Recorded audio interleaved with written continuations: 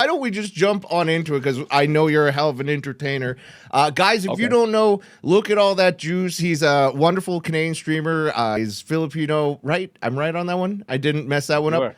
No. He's also a streamer, editor for the community, all that sort of fun stuff. I believe you're a husband as well. I am a husband. I am. Oh, man. How that happened, I have no idea. I was gonna ask you for all the pro tips because I'm not even in a relationship. I don't even have a girlfriend right now. So I understand, but I find I'm not trying to glaze. I'm not trying to whatever. But I'm surprised. I feel that's more by choice. But again, I'm not in the dating scene. I'm sure it's difficult. So. Oh boy, is it ever. Oh my God. I could rant and rave about online dating for days, weeks even. Luckily, it's part of the content. Right. So let me build your Tinder page. Well, I don't use Tinder. I think that might be the problem. I only use one dating website, which is not OkCupid. What's the other one? Bumble. And I use that one because I paid for it as part of the content for the stream, and I'm writing it off. And it was a one-time pay, like $200 forever. Jeez. Is it true that with these dating sites, the men have to pay and the women are free?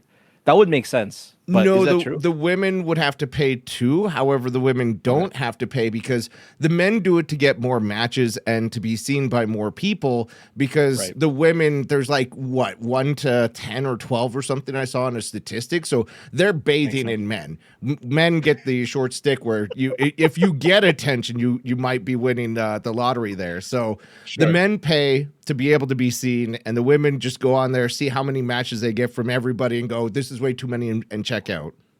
Right. Okay. At least that's my experience with talking to everybody I've dated.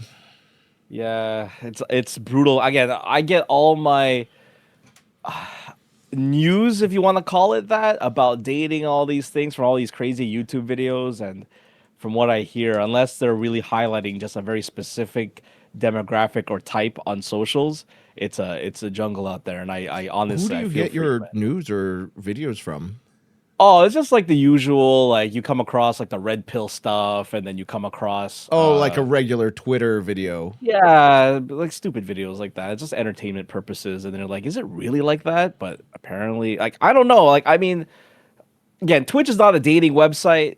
And it should be. They are missing on so much of a market. This is a brilliant idea that I've always had, is that they could easily have something where, like, oh, you're interested in this category, we'll just start a dating segment that if you're interested, you turn it on, and oh, it seems like this streamer is great. You watch them all the time, and they're also interested in the same categories. Maybe you'll hit it off.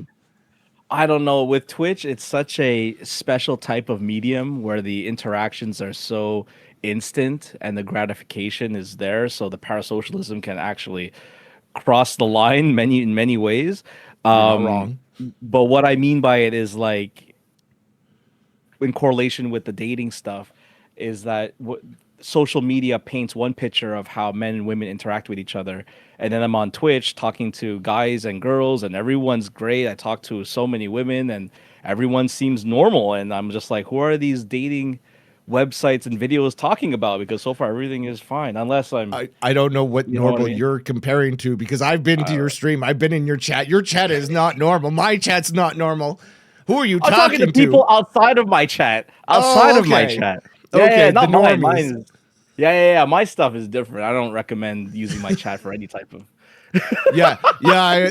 Maybe I've changed my mind on the whole Twitchy dating scene, but I think that it would be super easy to be like single and looking, turn that on, and you could have such a matchmaking. You could probably even like monetize it from Twitch.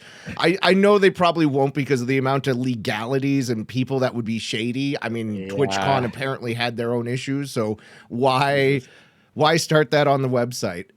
No, and that's a whole other ball game altogether with the whole TwitchCon and all that stuff. It's like I said, Twitch is such a special place for social interactions that there's got to be a different type of moderation, if for lack of a better term. But yeah, no, I get that. Well, speaking of TwitchCon and the shady stuff that went on there, obviously you went to TwitchCon. I doubt you saw anything weird that went on down there. I didn't. I mean, maybe it's because I was just focused on the what was in front of me rather than what was around me, if that makes sense. So Yeah. it was like I was just there to see the friends and try to eat as much food as I could, which I unfortunately didn't because I couldn't find anything I wanted really. Really? But It's San yeah, Diego. I I mean, feel like food's everywhere down there. well, it's mostly because I'm not very adventurous when it comes to travel. I need to be with people that know what they're doing. Me and directions don't go hand in hand. So I'm just like, Okay. oh, where do you want to go? Let's go there. Like, okay. And I'll try to find something that's there. But anyhow, when I was at TwitchCon, no, I didn't see anything out of the ordinary. It was fine. I know a lot of people were complaining about the IRL streamers that were going on. Again, I didn't bump into any obnoxious people. I didn't see anything that I don't know threw me off. Obviously, I heard about the whole what was that streamer there that Emiru. got harassed? Yes, so I heard about that. Obviously, I wasn't there when that happened. But yeah, So you it's funny weren't the because one that was harassing her? I tried. I'm joking. No, I didn't. I didn't. I didn't. So, anyways, at Netherlands, I didn't have, I didn't know as many people as I did in San Diego, so I had more time to explore the venue. I had more time to talk to vendors. Uh, I had more time to go to the partner lounge. Whereas in San Diego, because I knew so many more people, I didn't really care to see the extras. I just wanted to see everyone I knew, and I was blessed enough to have people come up to me and say hi, and people recognize me, and that was really what it was. And yeah, so no, I didn't see anything out of the ordinary. How many Twitch cons have No. you actually been to? 3 in total only. I've been to Okay. the 2023 Vegas, which unfortunately I remember you went and you obviously got sick, and I was so upset that you did because I was that sick fucking for like sucked. 3 months afterwards, so it's a good Dude, thing we that didn't was meet. So I gave you brutal. the same COVID. Holy Dude, cow! that was brutal. So yeah, so I went to the Vegas one. That was my very first one, and then I skipped the following year, Yeah. and then the year after I went to Netherlands and Vegas. How? Yeah. What do you mean Oh, San not Vegas. Diego? Sorry, San Diego. San Diego. I'm sorry. Go ahead. What is the difference between Vegas and San Diego in your opinion? Was it a better time in San Diego? I think so because at the time with Vegas, if you remember, there was a lot of construction due to the F1. So a Yes. lot of the strip was closed, so that visually took away from the experience. It was also Uh, extremely hard to go anywhere. it So was that I hampered the experience extreme as well. Yeah. When it comes to TwitchCon, I think the biggest advice I would give anyone is traveling is an unexpected expense. Just going from one place to another. I remember because Heather Bizzo, who's here, thank Yep. goodness for Heather for being a local in the area. Oh, a local, period. She knew where to go, what to do, but the traveling, like just the Ubers and the taxis, whatever, it was like $20, $30. I'll say call it $40 back and forth Yeah. every evening that we're there. And that might not sound like a lot, but that's US. And in Yeah. Canadian, that's like what, $60, let's call it. Sure. So And if it's you're there three for like days. 3 days, so $60 Did you going not back and stay forth near every single the time. convention center, or did you That stay was near the near to Heather? No, that was near the convention center. It's just that we went from the strip to Old Vegas. Oh, And then okay. Yeah, Old you're Vegas, talking yeah. Vegas. Sorry, I was thinking San Diego. Yeah, so that was Vegas. So it was that. I think in terms of the difference, you're asking for the difference in San Diego and that. I think that the biggest difference in San Diego, I was more comfortable with the convention, but in terms of the environment, I would say that even though there was construction, it was easier to get around because they had a shuttle. Yeah. So there was that. San Diego was more convenient for me because my hotel is right next to the convention. To be But fair, at you the could have stayed time, at a hotel right next to the Las Vegas convention. It's just those were like $600, $800 yeah, hotels. exactly. Yeah, exactly. But the thing though is that I didn't do much in San Diego because I didn't know because we had some issues with the house that we're in now. We were applying for a mortgage and all these things. So Yeah. I had a whole bunch of unexpected expenses right before I left for San Diego. Yeah. So I was already unexpectedly hindered financially when I went. So I was on like a super budget. Like already I was on the budget when I went.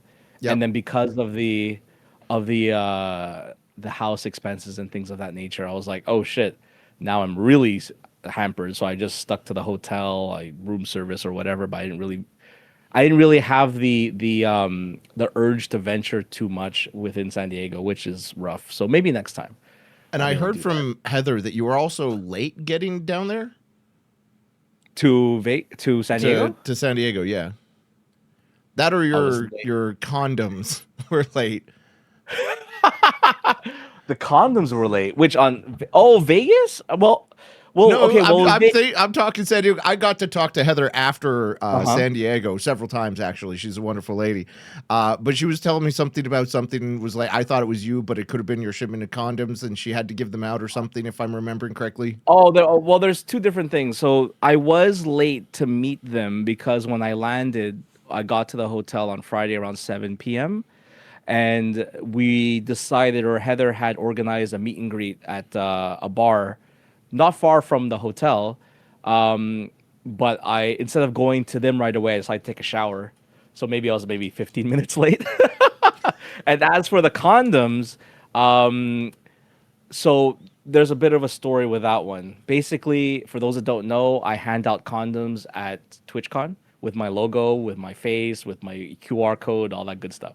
I handed out so much at Netherlands, and then when I went to San Diego, I decided to order another batch.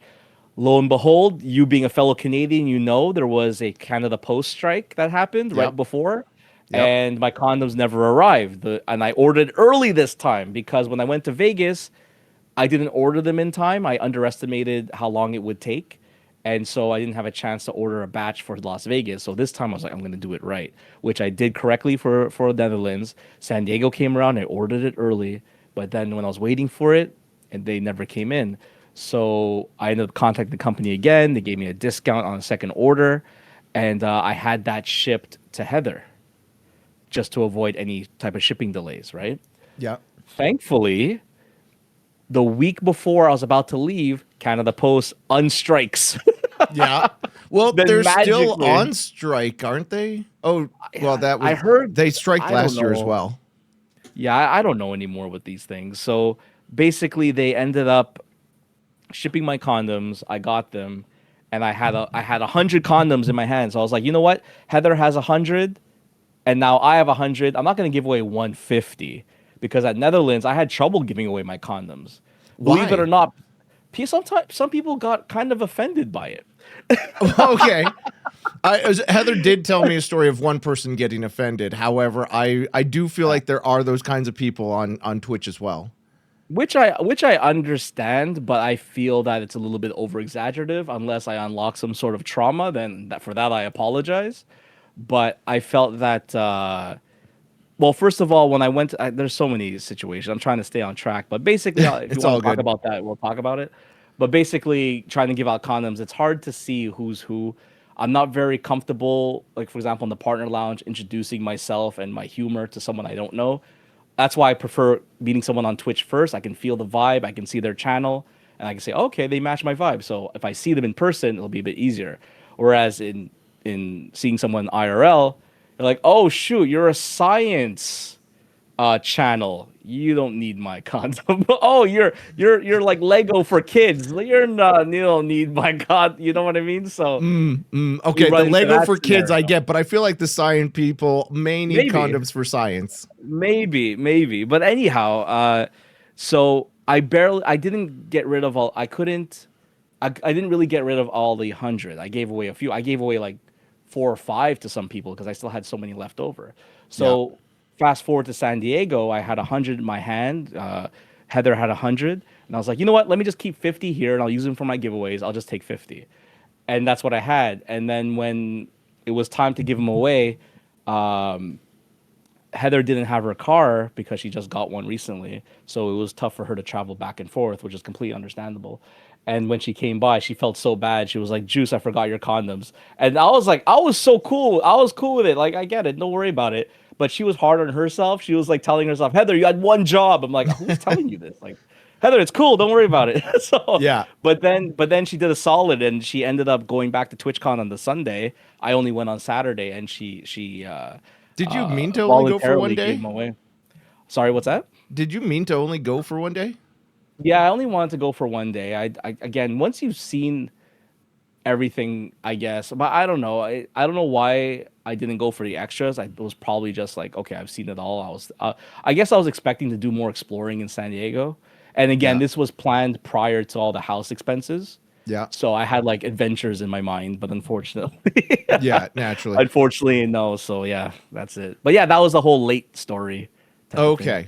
Well, Condom I story. think it actually probably worked out in your favor that you only went for one day because that was probably a Yeah. cost savings of almost $150 right there, I bet. Pretty But much. I bet you didn't Yeah. go to like the partner party or the block party. No. I went to the block party. Partner party, I wasn't so interested in. Again, it's more of the reasons of what I've experienced at Netherlands because I became partner in October of last year. So, ironically enough, my very first TwitchCon as partner was outside of my country, like in obviously outside the country, but in Netherlands, Yeah. and I barely knew anybody, and I felt that at the Netherlands one, the people that I did know already knew people there, and I was the one, and I'm the one with the accent, you know what I mean? So it's like I don't know anybody, so it's like holy shit. And it was a bit uncomfortable. I was jet lagged because the day I landed was the day of the party. I was running on like 4 hours of sleep because I couldn't sleep on the plane, and I just wasn't in the mood to engage and try to schmooze with anybody. And I kind of got the aura that I was expecting, to be completely frank with you. I was expecting a club vibe, but this was Okay. like a mix. But this was like a mix up. So for those that don't know the difference between the two, is at a club I was thinking club. You go in, bar, music, dancing, hanging out, and that's what I was expecting. Yeah. This was like a social gathering. You go up to, it's like open area, like a cafeteria, obviously more classier than that, but an open area, and people are just talking and schmoozing, and it's like Yeah. networking. I'm just like, oh, this is what it is. Okay. And so I'm talking to people I know, but then they get interrupted by people they know, and next thing you know, you're by yourself. Thankfully, there was another friend that I was with, and me and her, we hung out, and that was it because it was her first time as partner. So we had that comfort knowing that Yeah. okay, we're just here on our own kind of thing. Did you get the same experience in Netherlands where when I went to Vegas, I felt like I was so fucking old. Everybody there looked like the early 20s, and I'm sitting over here like 32, and I'm like, oh my God, I am old. You're I need to 32. retire. I change my number every time I tell people. Oh, okay. Well, look, I'm 43, Okay. and there was never a moment where I felt old, believe it or not. Okay. I always felt that I have experience. I've always felt because I don't know. I've always, ironically enough, I didn't feel like being social at Netherlands, but I'm a very social person. I'm a very outgoing person. I'm very out outverted. What was it called? Not introverted. The opposite. What's it called? Extroverted. Anyway, extroverted. Thank you. Outverted. I'm very extroverted, so I don't mind talking to people. I don't mind it. I don't mind doing the playing the game or working in a room or whatever. Yeah. But in this case, I was like, no, I don't feel old at all. I think the only time I felt old was when I started on Twitch. When I Really? started on Twitch, yeah, because I wasn't a streamer at the time. Uh, I decided to turn on this Twitch because a mutual friend of ours, Duo MTL, was on. He's a friend of mine. Another friend, An Harley IRL Morenstein, was friend? on. Yeah. Duo is here. He's in Montreal I with know me. you're I've in the known, same city, but I didn't know you guys were yeah. best buds or even. Well, we're not like close, like but we're friends. I mean, we call each other every so often. We hang out every so often, but we're not like, hey, let's go hang out every weekend kind of thing. Okay. Um, but in any case, so my friends were on Twitch. I turned it on.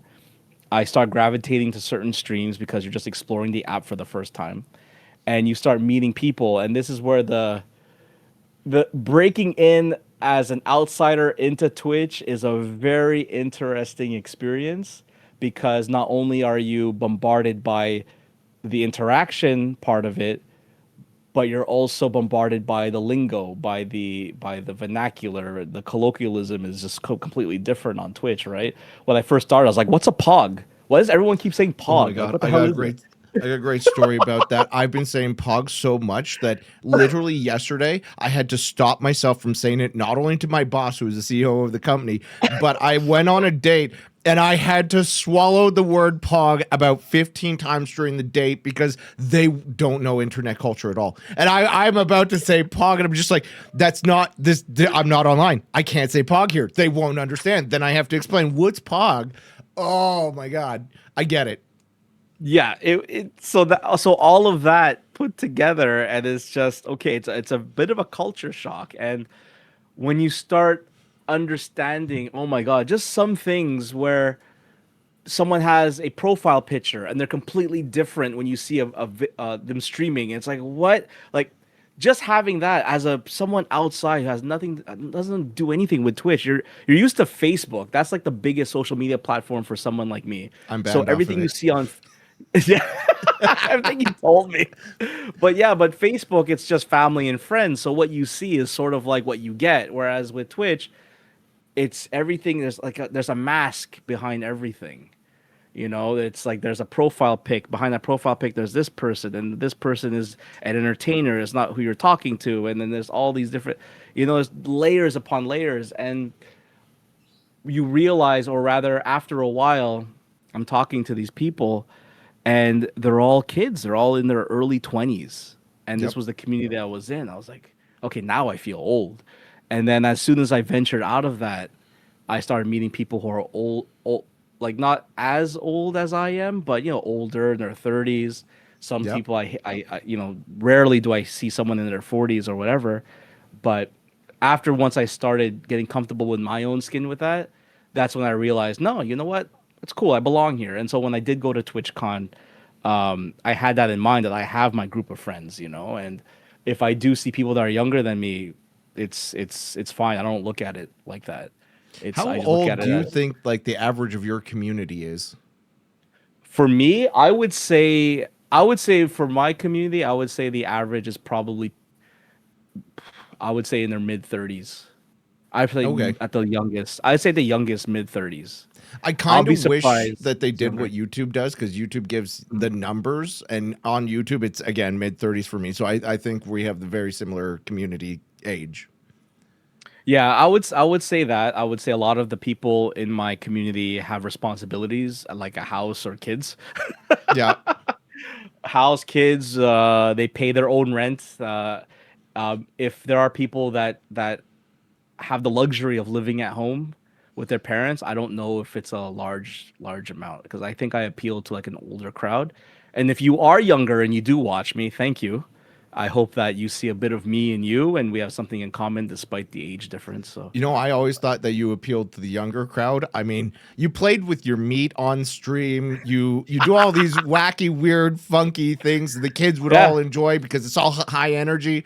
I I'm surprised that it's mostly elderly. Well, okay, all right, 30's not elderly. Let me correct myself there. I'm the crazy uncle that the parents warn their kids about. It's like Yeah. don't go with Uncle John. He's gonna take you on his motorcycle. You guys get into an accident. I was like, that's not gonna happen. Don't tell your mom about the accident we got into the motorcycle last week. That's Yeah. that's my style. But yeah, I try to stay young with my ideas and the energy, And I like to say that I succeeded a little bit with So that. let me ask you a really difficult question. I already brought up that you played with your meat. Guys, he Yeah. literally played what was a Super Meat Boy on burgers. Yes.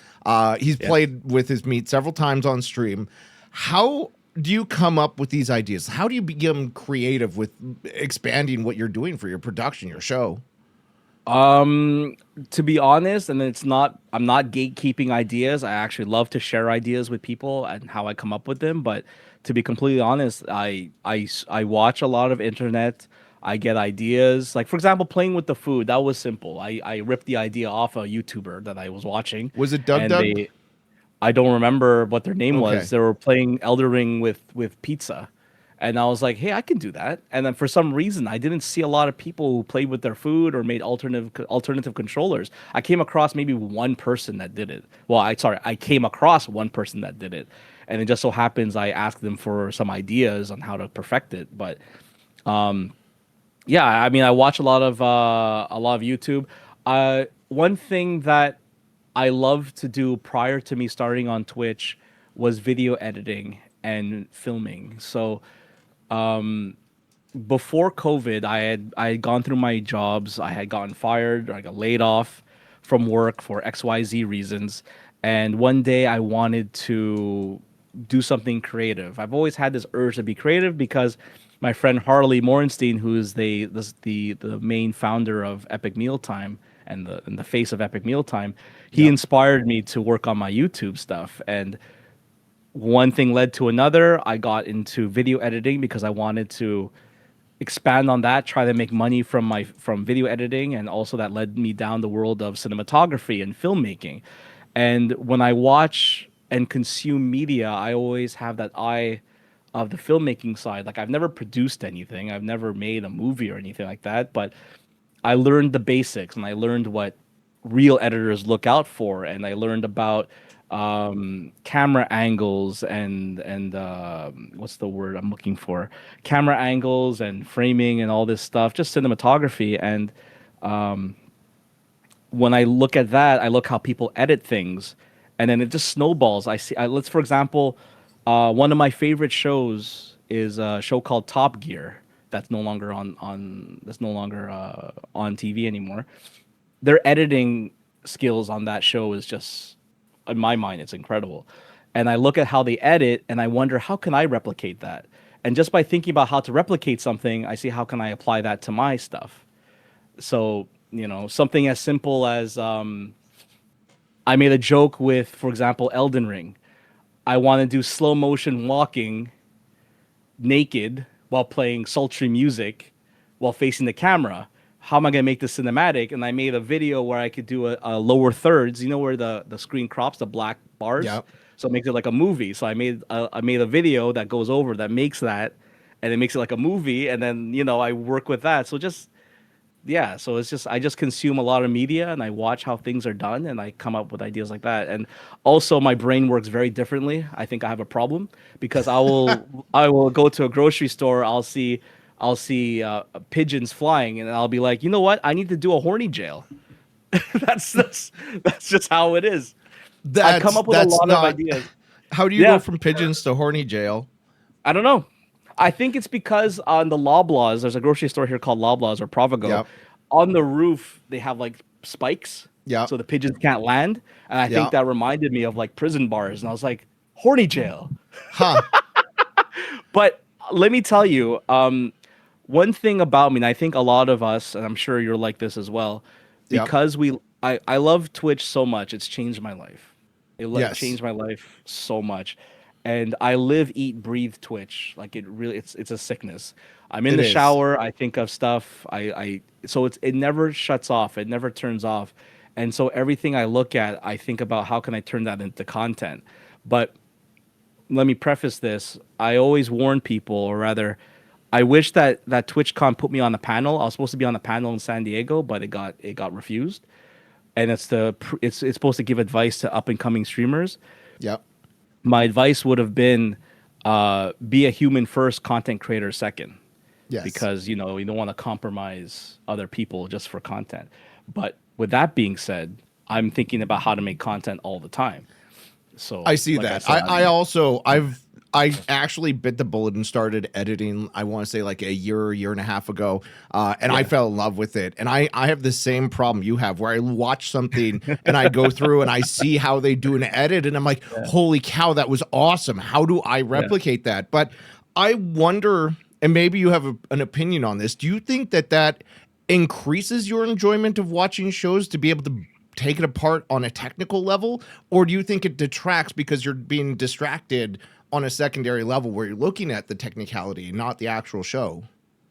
Yeah, that's a good question. I think for myself, I can disassociate very well. Like as an example, I know this is a bit off topic, but Resident Evil movies. Everyone hates them. It's a common thing. I enjoy them. I don't Okay. really care for the base content. Like, okay, they could have called it Zombie Movie #1, and I would have still enjoyed it. They could have dropped the whole Resident Evil thing. I would have been fine with it. So when it comes to the technicalities, not really. I mean, I can still get engaged by it. When I see something, for example, I'll I'll try to think of a movie I watched recently. Like, for example, John Wick. John Wick, it's a gritty movie, not much special effects other than the obviously you have the shooting, but there's no serious visual effects, let's say versus The Matrix or versus Yeah. like Well, something with a lot of there's a pretty good amount of visual effects, not as much like green screened in slow motion, but yeah, there's more a like lot. green screen stuff. Yeah, more like green screen stuff as I'm speaking about. Like it's a very I wouldn't even call it a very cinematic movie, but I would say like the camera angles they use, the coloring they use on this on the scenes. I notice it, but I don't really get too engrossed by it. Like I'll consume a movie if I see something that's very that sticks out. I'll be like, oh shoot, okay, maybe it'll distract me a little bit, but not by much. There was one movie I forgot the name of. It was about a regular Joe Blow who ends up in prison because was a DOI, and he did some extreme stuff. In the basically he did some extreme stuff to not get violated in prison, and he ended up joining a gang. And this whole movie is just it's almost like they took a cinematographer's book and he just textbook angles, lower thirds, not lower thirds, rule of thirds, the Yeah. camera angle. It's like I was like, well, everything was to the T, like this guy was a student or something. But Chat's I asking if it noticed was called everything. Get Hard.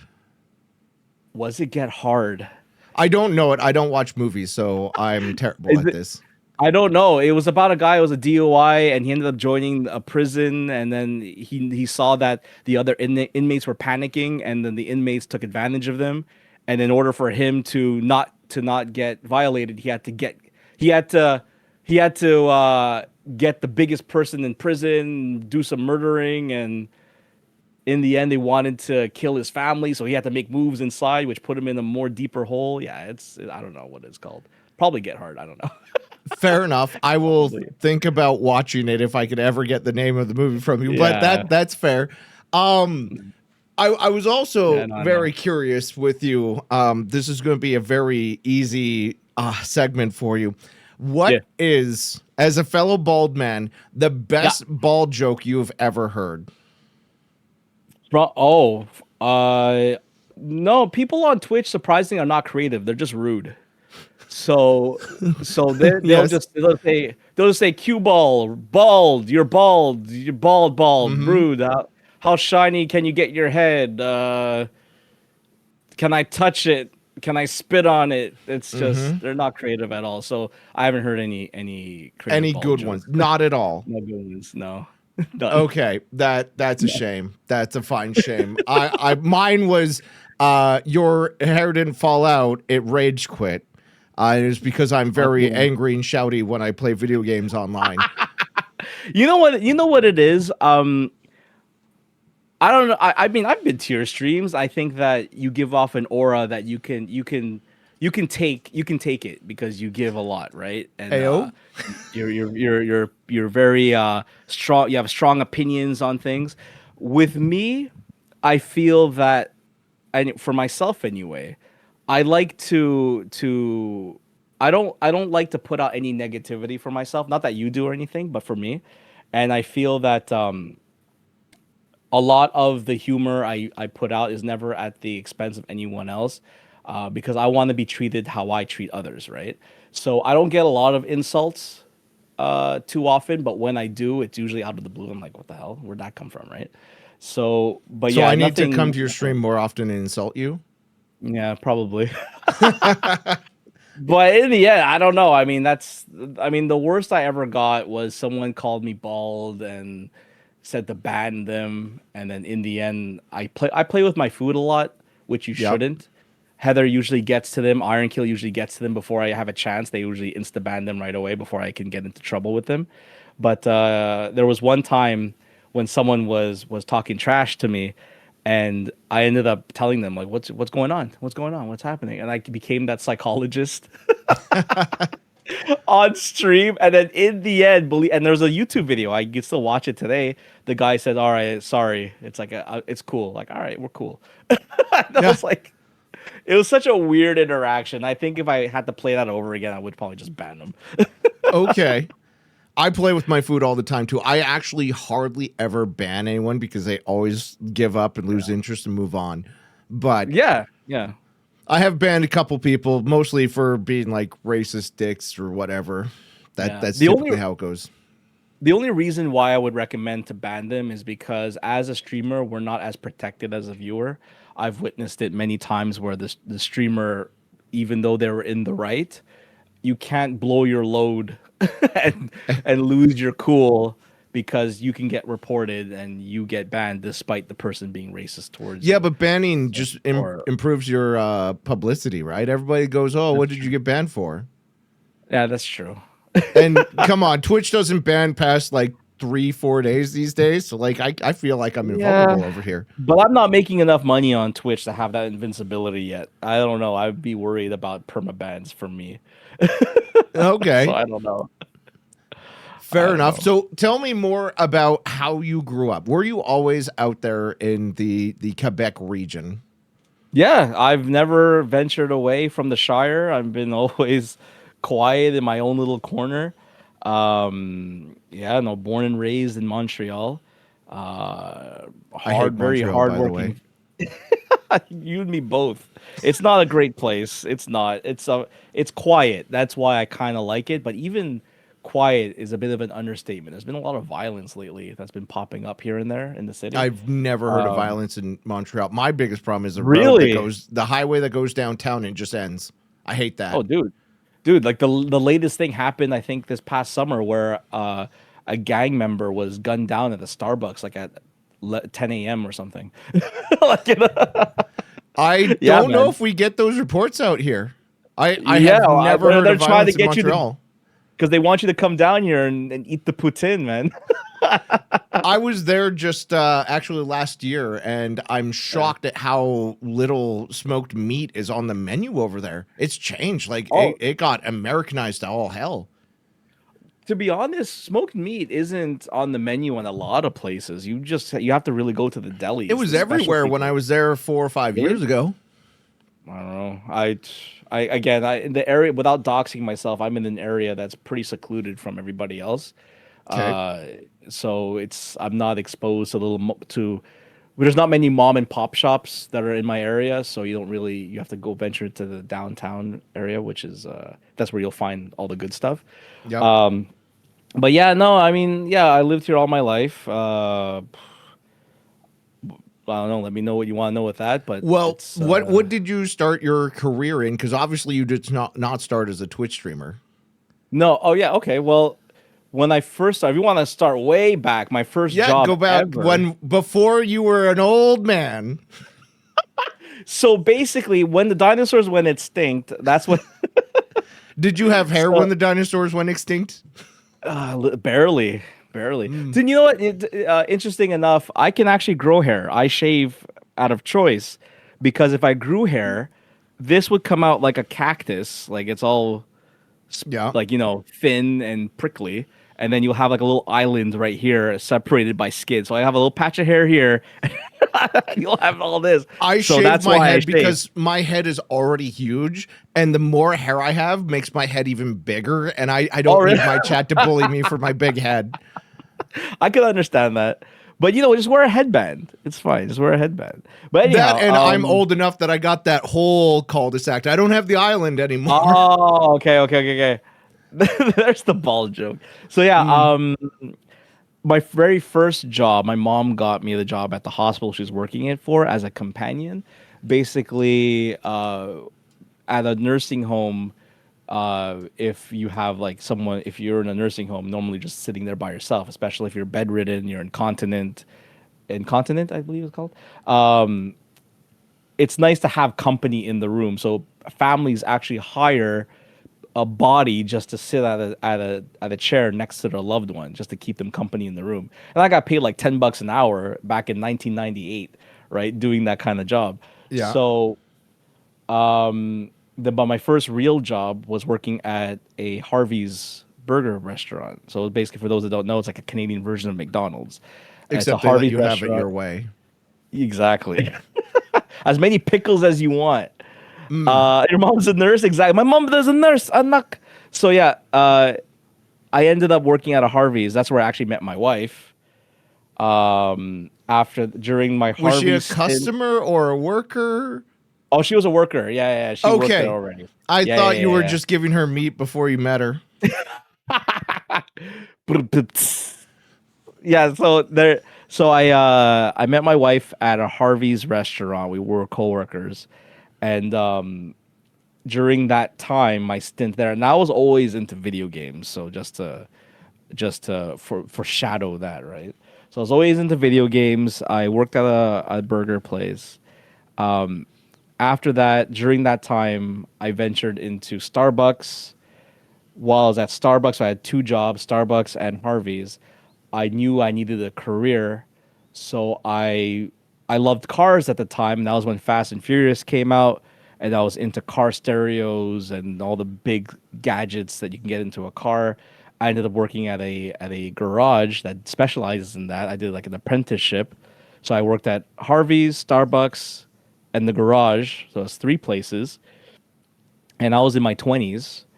And then around that time, my local video game store was hiring. It was called Microplay, and I think you had it at your area too, as a Canadian franchise. I don't know. I I feel ended like up it working. was Electronics Boutique or what was that Future Shop one that they bought out? The Radio Shack. Oh, Radio Shack. Okay, yeah. No, this was a Microplay. It was a subsidiary of Videotron later on, which is a Quebec version of Bell. But I ended up working at Microplay, and I was there for, God, like 5 years. I almost purchased the place because me and Adam, Duo MTL, I hired Duo, and that's how we officially met. It was at the Microplay. I hired him to work with me, and we were coworkers for a bit. And that's how I met Harley because he was a customer. Uh, and during all that time, I was supposed to buy the store. Thankfully, it didn't happen because we all know how video game stores, they don't really last. But I ended up going back to school because I dropped out of school. I ended up getting a certificate in business and marketing, advertising. And it was around that time I ended up getting another job with sales. And this is where I flourished.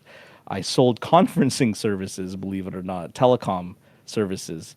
And eventually I ended up uh, being a general manager for a conference company, and my main role was to manage a call center that handled this place. Heather might know it actually.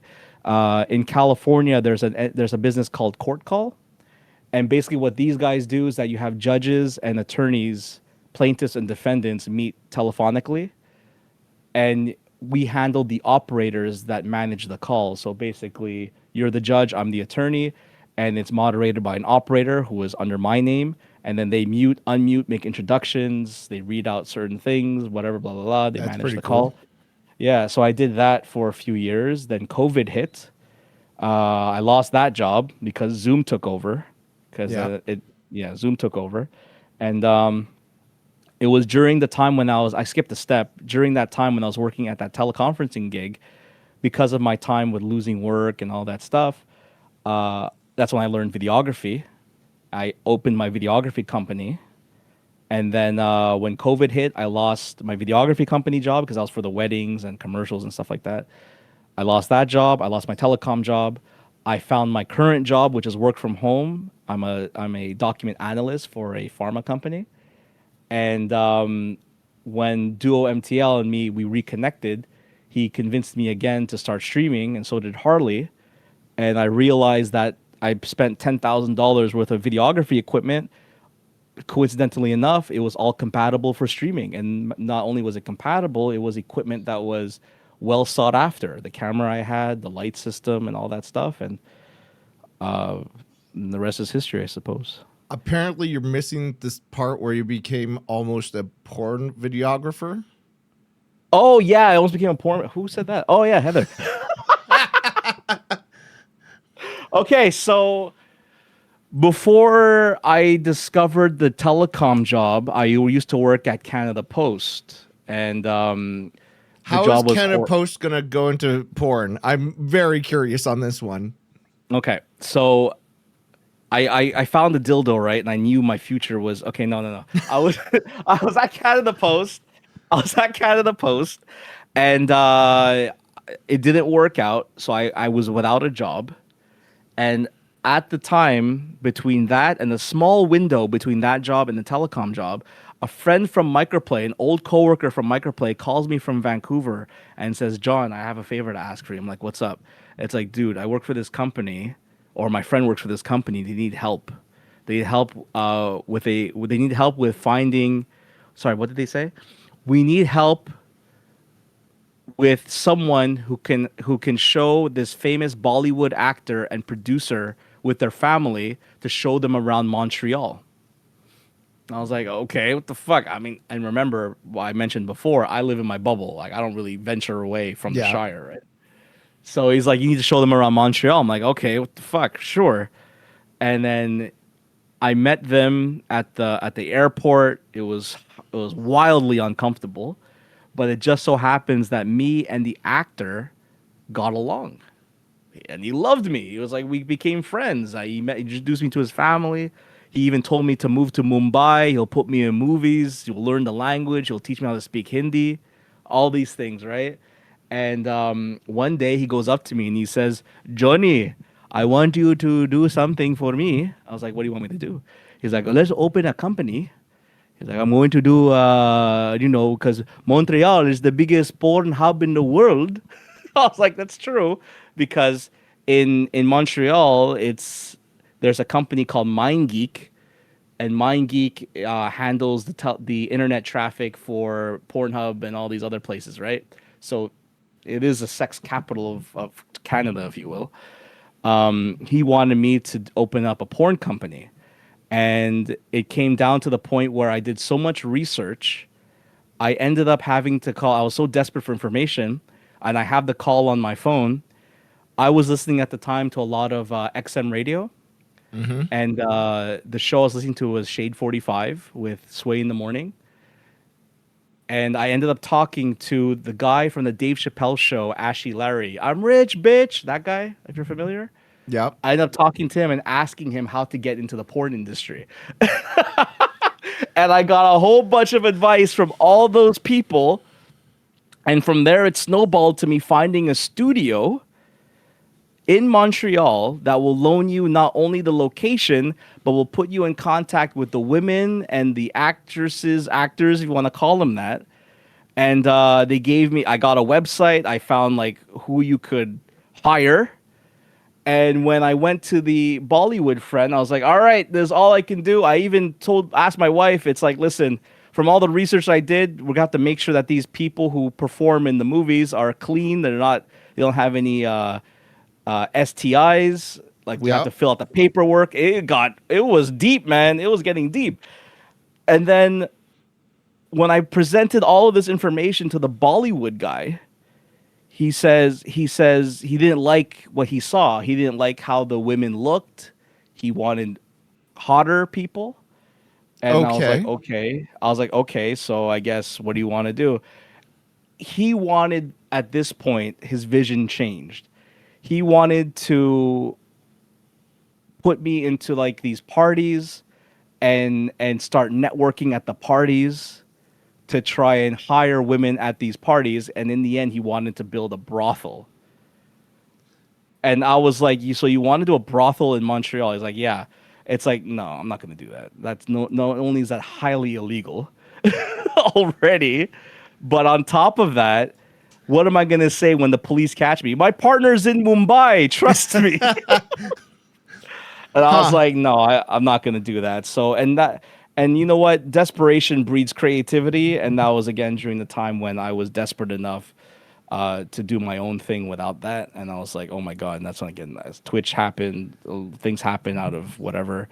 And I'm glad I didn't do it. So, yeah. And that's how I almost got into the porn industry. So you sound like you're a very, what is that word? Entrepreneur, whatever. Barely. I tend to find shit. Shit finds me. Yeah, but how do you just decide to start all these companies? Obviously, your parents had to have some sort of impact on you. Like, did they own their own companies? No, I think it's because my mother loved money. Okay, She I loved love money, money. but I haven't started a company. Well, technically, streaming is a company. Technically, He's a company. Yeah. My family had we had like a fishing business back in the day, but we never fished. It was more just like they bought frozen produce at cost and were able to sell them to people. It wasn't really anything. It wasn't even a business, like a successful business at that. It was more like a hobby. But yeah. no, I think it's because for me, because I had such bad luck with work, I was so fed up of depending on other people for income. I hated the fact that I was doing like 9 to 5 jobs, and ironically enough, I'm doing a 9 to 5. But doing 9 to 5 jobs, depending on other people, waiting for them just to fire me. Because in the end, with these 9 to 5 jobs, it's not about what you do. It's what have you done for me lately. And Yeah. being in sales, it doesn't ring truer than that. It's like you can be the top salesperson like all year, but if you have one bad month, you're gonna get the microscope and you're like, what's going on, right? Yeah. And prior to working at Canada Post, I skipped a few steps, but prior to working at Canada Post, I worked at the shopping mall, and I was working at the shopping mall selling cell phone plans, and I worked at Costco, and I was on call at the post office. So I've always been busy. I've always hated to stay still. And yeah, so that's what it Okay. was. It's just I think it was just my love for just not wanting to be stuck, and so I just wanted to create my own opportunity. Did you ever Uh, finish your school? By the way, you said you dropped out, but you never went back. I dropped out. I finished because in Quebec it's very different with the curriculum. We have high school, and I know Toronto and the States, they share the same type of format. We don't have our high school goes from grade it's only 5 years. It goes from grade 13 to 14, 15, 16, 17, 18. So sorry, 13. What am I saying? Grade 7. I'm thinking age, that's why. From grade 7 to 8, 9, 10, to 8, 9, 10, 11, yeah, 12. So grade 7 to 12 is high school. And then we Yeah. have our college, which is CEGEP, which is supposed to last 2 years. And then you have university, which is as long as you want to be in there for. So when I went into university, and this was the shit part, growing up in my household, it's very common in the Filipino culture where you have to get a government gig, be a nurse, work at the post office, be Yeah. a doctor or a lawyer, right? When I realized I didn't want to be those things, it was too late that I didn't explore other avenues in school. And so when I graduated from college, when I was in university, all I thought of was like political science and try to become a lawyer because I was good at speaking. And I was just like, no, it's not for me. And so that went to shit.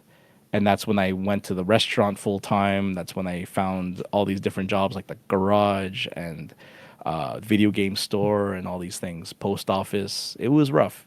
So, but yeah, that's how that happened. Yeah. So Wow. no, I didn't finish school. So I didn't finish school. No. That's fair. I'm debating going back to school, so I was thinking about finishing my school. I don't want to say I have a very similar story. I got into health and safety because I was Homer Simpson into it. I never had an opportunity to join porn. I never got to meet all these cool, famous people like Mm, But you know what else is tough? Losing yeah. weight. And I know that you and I have both been on a weight loss kind of journey this year. I've seen Yeah. that you've been streaming from the gym. How's Yes. that progress going for you? So far, it's still going well. It has been a little bit slow since I came back from TwitchCon, because again, the whole house thing has just drained me mentally. Um, I'm not going to use it as an excuse. I will say that you can make time for anything. Anyone that says I don't have time, I don't believe in, because if someone went up to you and they said I'll give you $1 million to do this task, trust me, you'll do it.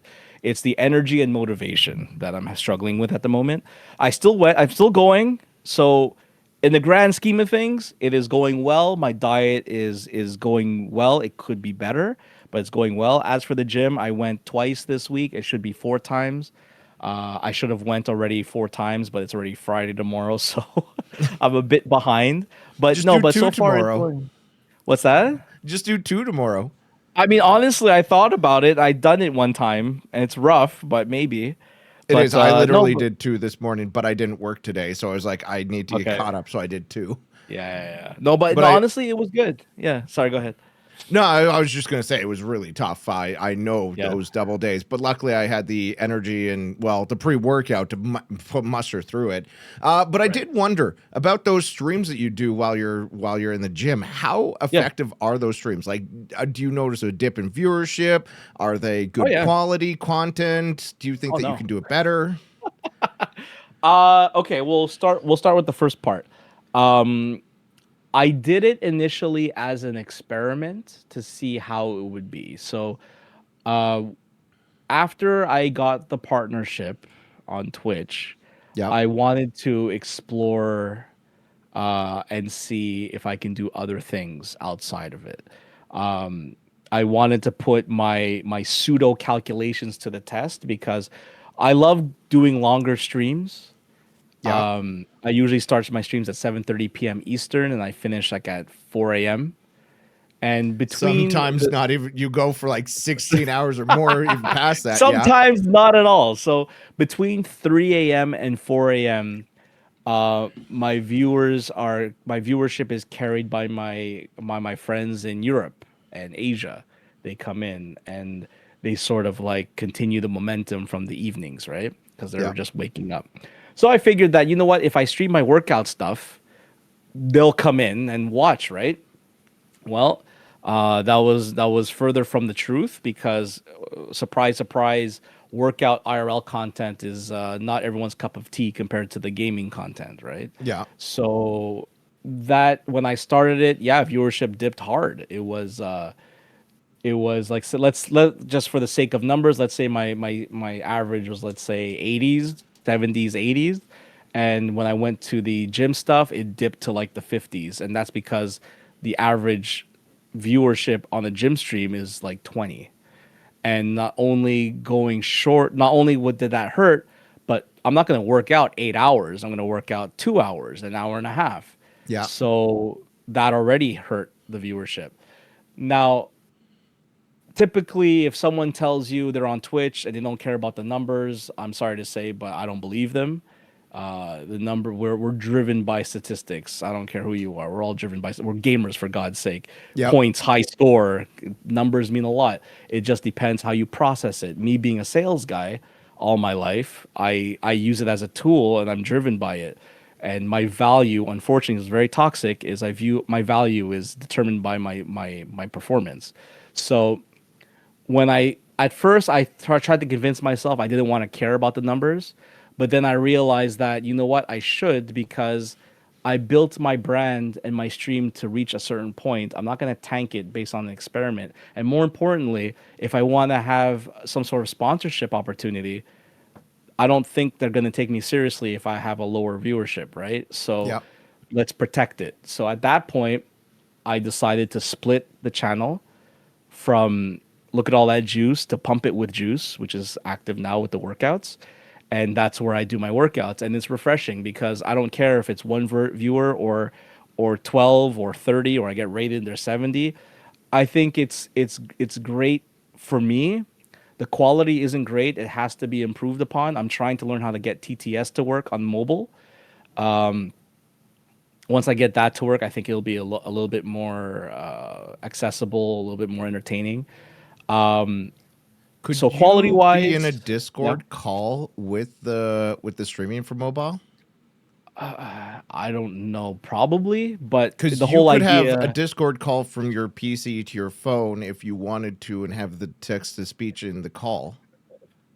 I don't know how that would work if that would even be if that would work on my phone because it can only work one app at a time kind of thing. I don't know. I Okay. haven't tried it. I haven't tried it. There's ways to do it. I've seen Yeah. some stuff online. It seems super complicated. But anyhow, the quality isn't the best, but it's there. What I really enjoy with the workout streams is that there are a lot of people who stop me in chats, random people who I've never spoken to or I've seen them in the chat who tell me that I love the workout stuff, keep going, or you've inspired me to work out. And it's just that brings me a lot of happiness because it's just like, holy shit, you watch? Like I've never seen you, and they all say like, yeah, thank you for doing it. So I don't want to give up on them. Now I feel that I have responsibility to the lurkers. I know that sounds kind of weird because it's like I don't Yeah. see you anyway. But the biggest advice I got on Twitch was you never know who's watching. You Mm. never know who's watching. So just be mindful of that. And surprise, surprise, people who I never ever see in my chats, even on the juice side of things, they're like, "Thank you for doing the workouts." I'm like, "Really?" Like, holy shit. So yeah. So it's been good. It's been good. I'm glad though that my juice channel has recovered from that experiment. It's now back to better looking numbers anyhow, and the pump it channel is there, and yeah. So it's Well, status quo there. speaking of the numbers, how do you feel Yeah, about the general health of Twitch? Because I know you also follow Zach Busey Bussy, I do. and he's pretty negative, and I also share in his negativity for a lot of the outlook for Twitch right now. What is your perspective on the streaming scene?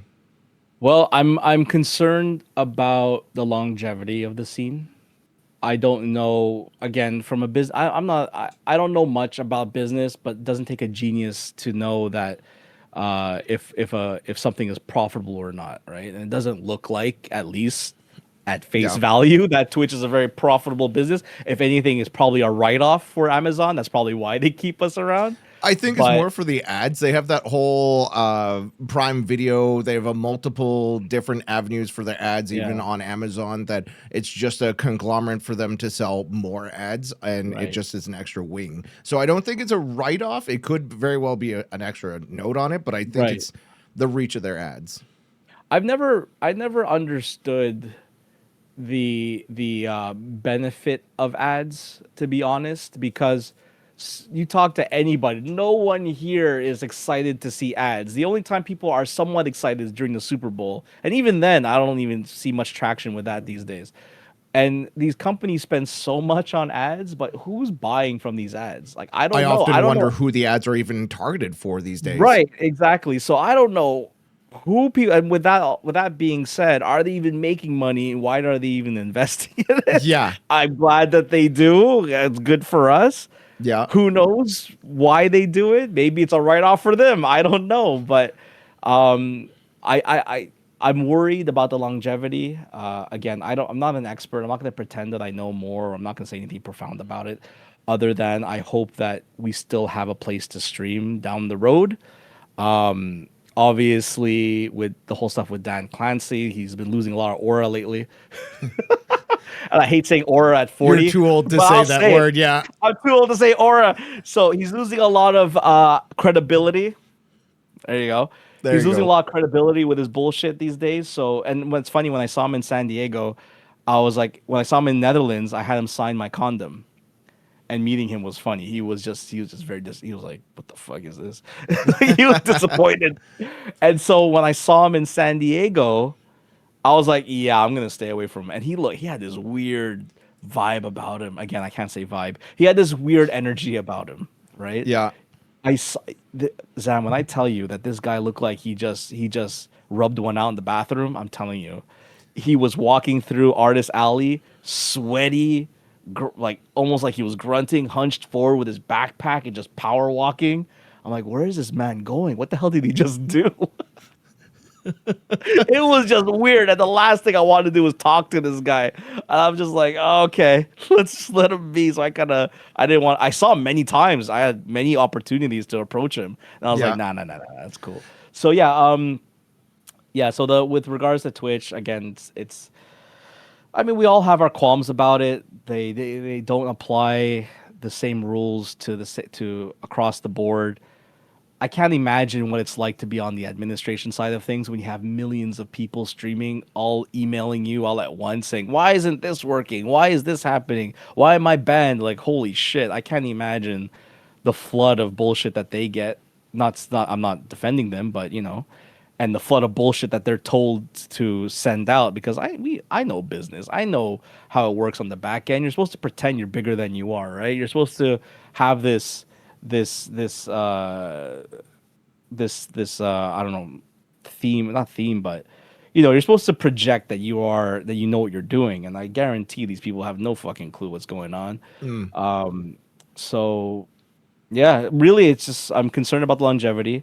Who knows where we'll be next year? Who knows if there'll still be a TwitchCon, right? I mean, the way it's looking at it, who knows?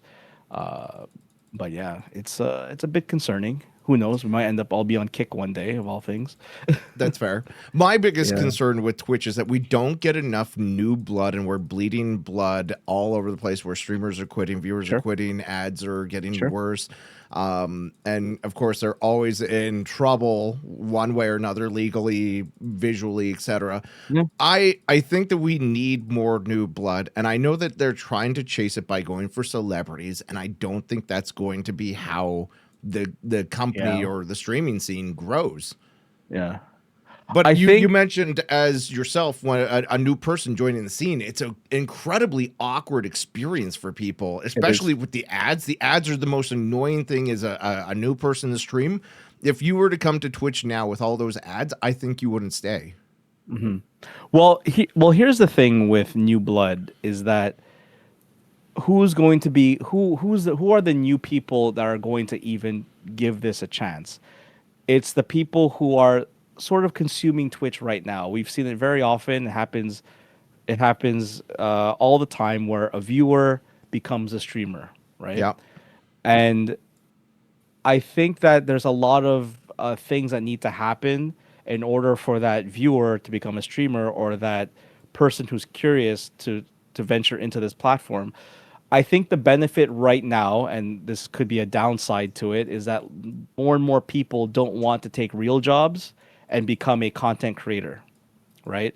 So with that being said, that's sort of like a bonus for Twitch. If they can capitalize on that idea and try to turn younger people into streamers, which I'm not for at all, but that's I would believe would be their resource. So you want to get new blood in here, so you want to, how are you going to make that person want to become a streamer or even go into the app? Well, you have to have people like Kai Cenat who are making millions and millions of dollars, because that's the narrative that kids want. They go on Instagram, they see Bugattis, they see these nice cars as lifestyle. How are these people affording this lifestyle at such a young age? Content creating, make Twitch, all these things. Now that's the toxicity that's going to fester, but I mean, that's just one example. Who knows where people get their inspiration from? That's just how I see it, right? People, they grow up, kids want to grow up, they want to be successful. How am I going to do it? Doctors, lawyers? Nah, let's be a content creator. Okay. So, how are you going to decide for that kid to go either on YouTube or become a live streamer? Well, the face of your company is very important. So, is Kai Cenat going to be the one to to coax people to give this a try, or is it going to be someone else, or is it going to be a hot tub streamer? Who's it going to be? I don't even think hot tub streamers are a thing anymore because I don't see They anything. are. But they are okay. So my I mean, algorithm is getting it wrong then. for So, research purposes, I know. but I think that's how you get new blood. There's so much more people, the younger generation. That's what they want to do. So, and that's what's spewed out in socials. So that's like your advertising. That's your vehicle to get new blood in here, right? So, I think if they see the right people being successful, that's probably your way to get new people in there, because I don't see kids waking up and saying, I want to be a plumber, So you sadly. think Kai Cenat's a good face of the company to bring in new people, or is there like a different streamer that you would say should be the face, or even a celebrity? Like I they don't even, brought on Ice Spice, Justin Bieber. I don't, the necessary, the best person doesn't mean it's the right person. Let's keep that. Let's make that as clear as possible, because Kai Cenat, I don't think is the right person, but at the moment, I think it's the best person because he has the most eyeballs, he has the most reach. Right person because I don't think that I have a level of decorum that I live by, and I'm not, maybe it's because I'm old, but I don't. There is I don't know. I feel that there's better ways to show your content. I don't think they have to be as vulgar. I don't think you have to be from what I see, he seems like a nice guy. I mean, that's from the socials and things like that. But it's just overall, I don't know. It's hard to put into words. I can't. It's hard to put eloquently like how why I feel. Like there's some things I like about his streams. For example, his presentation. I enjoy the fact that when he plays a game, like say Elden Ring, he'll dress up his streams. he'll do all these things, but then it's N bomb this, N bomb that, and it's like, oh, okay. So it's Okay. it's things like that that kind of turn me off from it. I don't think it's I'm not gonna lie. necessary. I was looking at the recommendations for the streamer awards, and Yeah, I don't watch big streamers. I feel like you probably yeah, don't watch a lot of big streamers either, which is no, interesting of a dynamic that there's a lot of people that watch the big streamers, but then there's a lot of people who miss out. But I went through mm, and I was watching the clips to try and see, if I'd even like any of the big streamers of what they were recommending, because these people are supposed to be really big for a reason, right? They're mhm, being nominated. And yeah, there was one streamer I walked away with going, man, I'd actually go to their stream because that clip, the 3 clips they had, was a really good time, and it was Burnt Peanut. I went in expecting to hate that guy because his VTuber was so shitty. Like I'm sorry, it's the basic peanut kind of face on a potato that I see all the time. It's a basic filter, but yeah, I there was a lot of N bombs in a lot of those clips. I know I'm white. I got yeah. very discomfortable at the can I even put this on my stream? Yeah, yeah. So listen, like I said, the best person to bring those people is doesn't mean they're the like whatever I said. It may not be the right one, but it's the best one. So let me ask Um, you a really hard question. Who do you yeah. think should be the streamer of the year?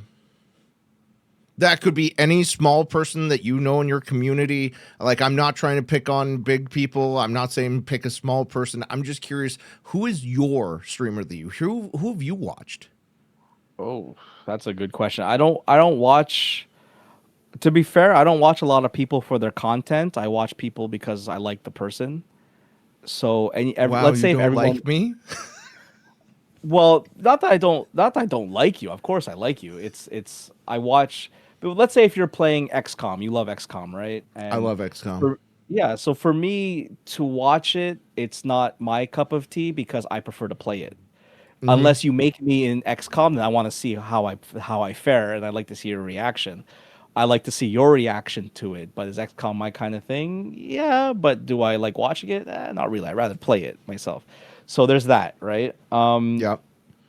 So I would say just because of the amount of work that they had put into the amount of work they put into the streams, and whether it's because they have the money to do it or their reach, I think Kai Cenat, he does great things in the streams. He did skydiving, which was something I wanted to do. I hope to still do it. He's able to do many things outside the box. Now, the delivery may not be the best, and that's why I mean maybe the package is not my thing, but he does a great job with it. I think he deserved it because in the end he did make what $5 million or whatever amount it was. Yeah. I mean, it's so subjective. Like what constitutes a streamer of the year? Is it the amount of money they raise? It's how creative they are, or is it it's the numbers they bring in. Like what is it? And again, I don't watch a lot of people, so it's hard for me to say. I have nothing to compare him to. But yeah, I mean that's if you look, maybe you have to look at it from a whole brand perspective. Are they active on YouTube or whatever? So yeah, that's Well, I have an interesting question for you, and I've thought about this, and I think the answer is no. But I'm okay. curious what your perspective is for Canadian streamers. Is Canada friendly for streamers? Is it beneficial to be a Canadian streamer, or do you think that you would want to relocate if you're trying to make this a business? Ooh. I don't. I think that a lot of people. There's a lot more opportunities in the U.S. with the brands. There's a lot better areas. For example, and this is maybe a totally wrong example, but I applied to be part of a what's it called? A talent agency. Yeah. The talent agency sent me correspondence, and they said that they couldn't bring me aboard because they cannot afford to bring me on because of my location, and they were concentrating mostly in the European base. I later found out through another contact that that company actually is not very good, and they ended up leaving that company. So thankfully, it was kind of a blessing in disguise that they never picked me up. But with that being said, I feel that that type of business model is applied more to the States, that they'll give more opportunities to the US. There's more brands in the US to work with. If I could relocate, if I could afford to relocate, and this is based on the actions that my friends have taken, is to move to California. I think that's where a lot of the action is. I haven't heard much opportunity with Canadian streamers. Maybe there is an untapped market within Canada, but I feel that there's not much people reaching out. Like I haven't heard of it.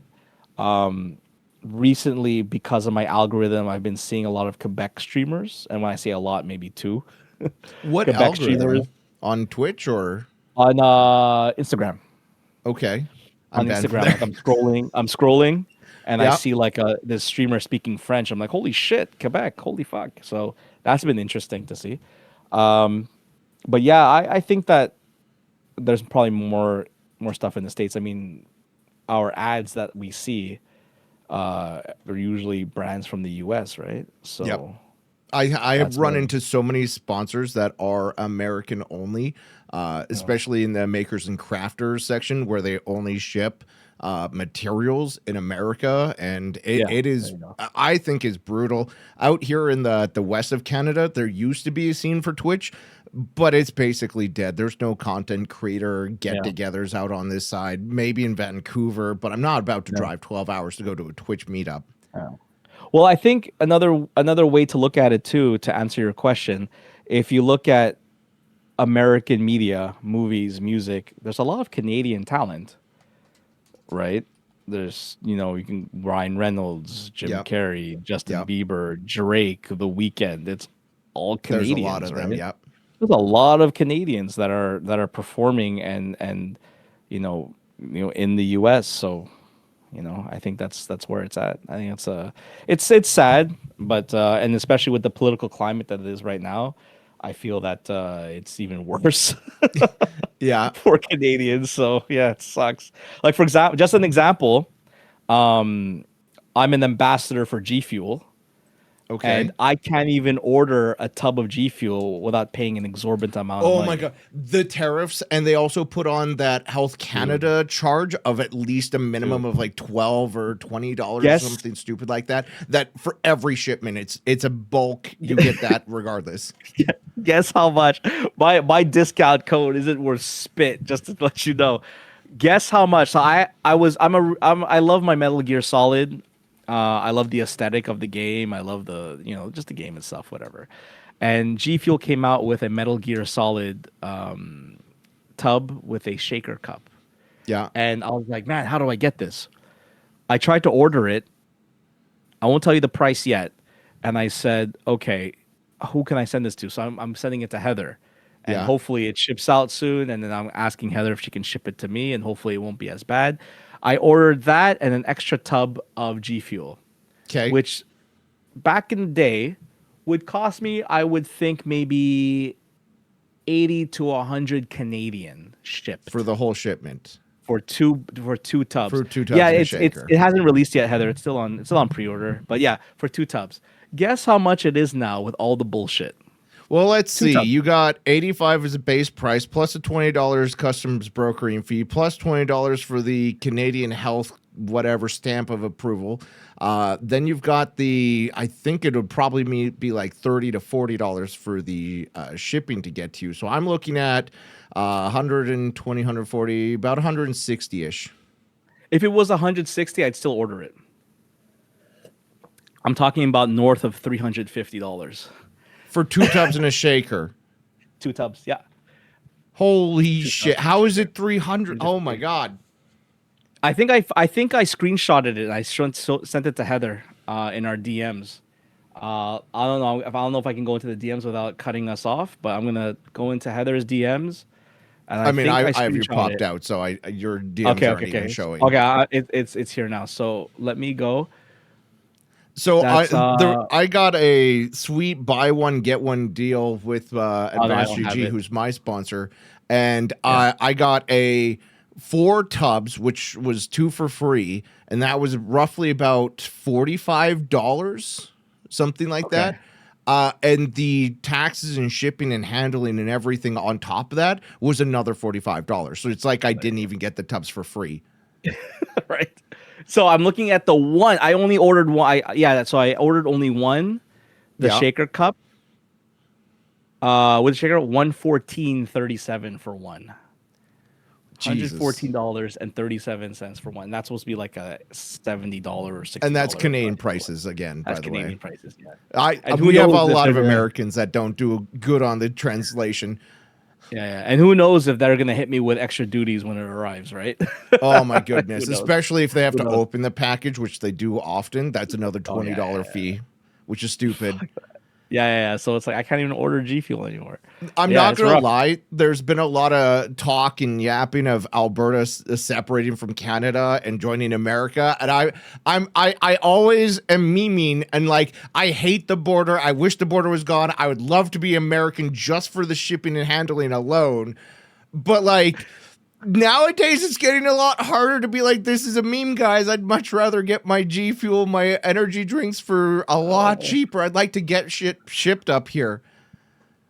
The thing is, you know what's funny? And again, I'm not very knowledgeable on politics, nor can I debate anything on politics. I'm just Neither can I. speaking. I don't care enough to look into it, so Yeah, I'm so ignorant. I'm just speaking off the cuff, and a lot of the pains are caused by the laws and caused by the paperwork that's being passed down. All you gotta do is change the paperwork. Why you gotta change the borders? Why you gotta disrupt lives? Just fix the Let's take some liquid paper.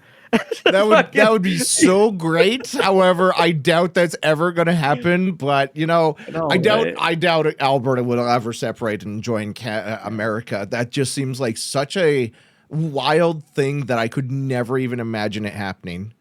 Yeah, I mean it's sad. I hope that obviously when changes come, but in the end, it's the same shit, man. It's the Yep. same shit. Well, it's the So same shit. Even if Alberta left and joined America, it would be the same shit. It's such a crock pot. Whether where you go, it's going to be the same shit regardless. I'm so nihilistic on politics that it doesn't matter. It doesn't matter who you vote in. It's the same government, same shit, different day.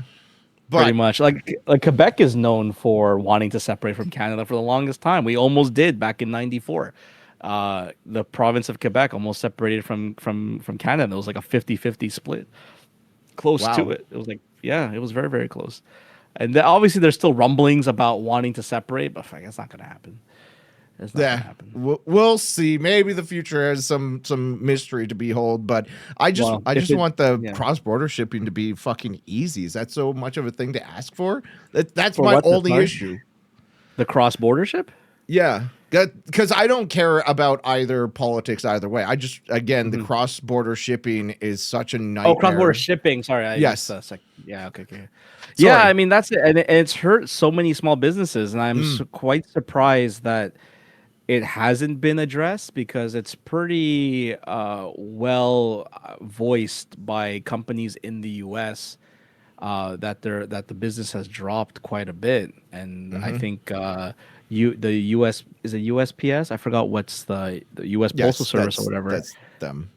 Yeah, they've mentioned in the news outlets saying that how much business has dropped. It's like, what's going on? Is it really working? Is it really worth it? Who knows? I mean, if it does, then I guess he made the good decision, but at the sake of making a lot of sacrifices. And you know what? At this point, hopefully it works. And I hope that it's just too bad because no one's happy. That's just no one's happy anymore. I feel like that could just be the tagline for 2025. No one's happy. No one's happy. And that could be the tagline for 2024, 23, 22. Yeah, you're right. It goes past the year. That's fair. No one's happy. And it's just sad, you know? And that's You know, why we stream, to make people happy. I stream because my stream makes me happy. There's so many days that the Yeah. stream can turn my mood around on a dime. I could be having the world's worst day, and just even hopping on a stream makes my day, makes everything go away, because I don't have to worry about my problems for like a couple hours. I just have to tell bad jokes, edgy jokes that could potentially get me banned. Well, I mean, that's what it is, right? I mean, for myself, I mean, I'm as edgy as they get, I suppose. I don't know if you're line. that edgy. I feel like you're often on the family-friendly side of edgy, but Thank like, you. See, there you go. Yeah, I agree. I agree. What I mean by edgy, I think compared to my initial circle of friends on the platform, I'm sort of like more towards that fence. I could see it because you're a little bit more sexual than most people, but like when I compare you to who Heather calls the friends, like you got Heather, you got Sheepy, you got Gemini Tiger, you got all these people. I'm not trying to snub anyone, but I'm just pointing out that they are very vocalized with sexuality, which is not a bad thing. I argue it's great because it makes you guys all connected, but hey, listen, when I asked people to be part of the stream team, there's a few things that I look for, and it was basically, do I get along with the person? That's number one. Will they get along with the people who are on the team? That's number two. And on top of rounding all of that up, what's their humor like? Do I like it? Are they degenerates? Are they, just overall energy? Is it match the group? And that's what I go for. So I had three topics to talk about your team. And oh, shit, here we go. A lot of them may hurt my feelings, but I'm a very sturdy guy. My first topic about your team, obviously, if you guys don't know, he made the Juice Bar a great team on Twitch.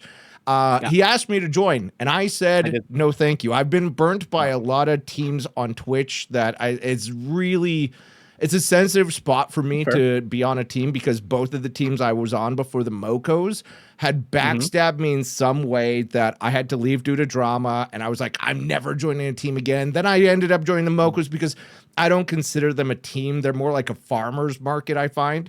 So that's a completely different situation. Right. I feel like it's a guild for how large the team is, and that's not a that's not a slight. It's really just it's a large conglomerate of people. And I think it's more of a guild. It reminds me of being a guild is powerful. Don't get me wrong. It's a powerful thing. So that's a compliment. That's true. But I was very curious. As a team leader, I'm sure you don't really get turned down very often. What was your reaction? Well, I do get turned down often, and my reaction was, okay, cool. Don't worry about it. Okay. I was disappointed. Okay. Because I felt that of all the things that I mentioned, I felt that it would be a good fit. But there was also that bit of disappointment because this is what I represent.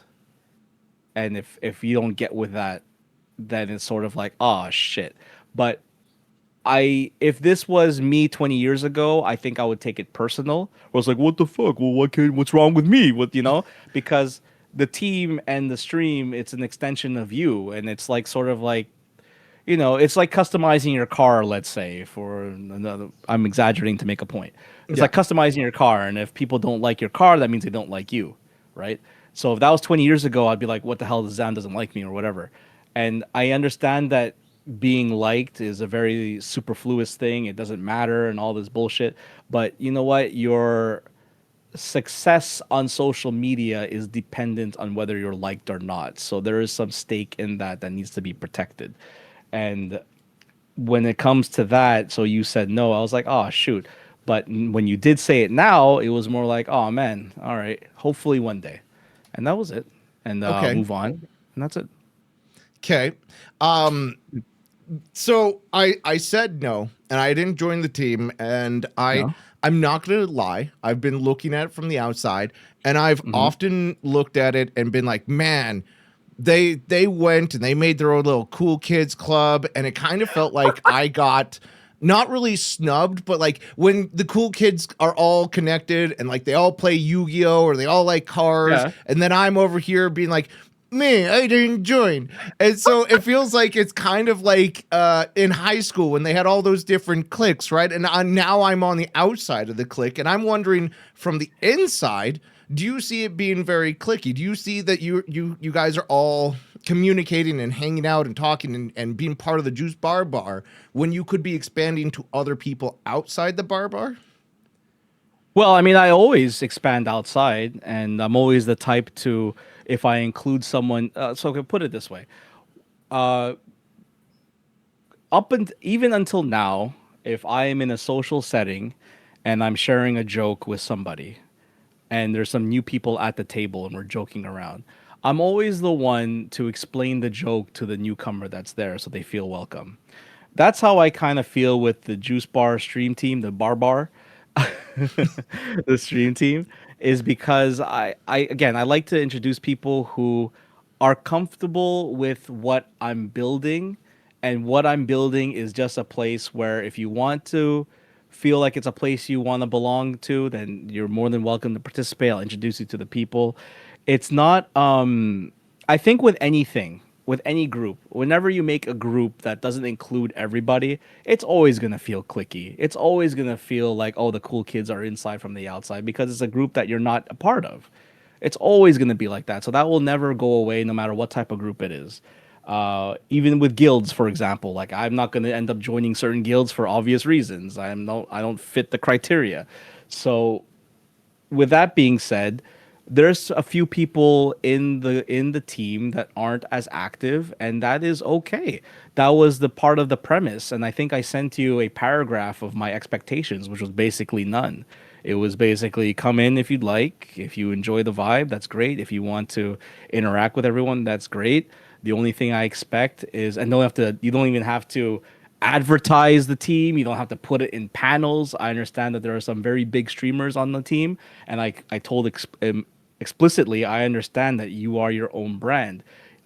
I know that I'm not doing you any real big favors for you to be a part of the team. I'm inviting you because I like you, and you being a part of the team is a great thing, and so yeah, I mean, I'm not. There's no expectations. The people who I'm close with are the people that want to be close. Okay. That's what it is. I know that with other teams, I see that it can be clicky. It can be. There's a lot of inside jokes. There's a lot of the same people interacting, the same people who raid each other. So you can see it's only in house, right?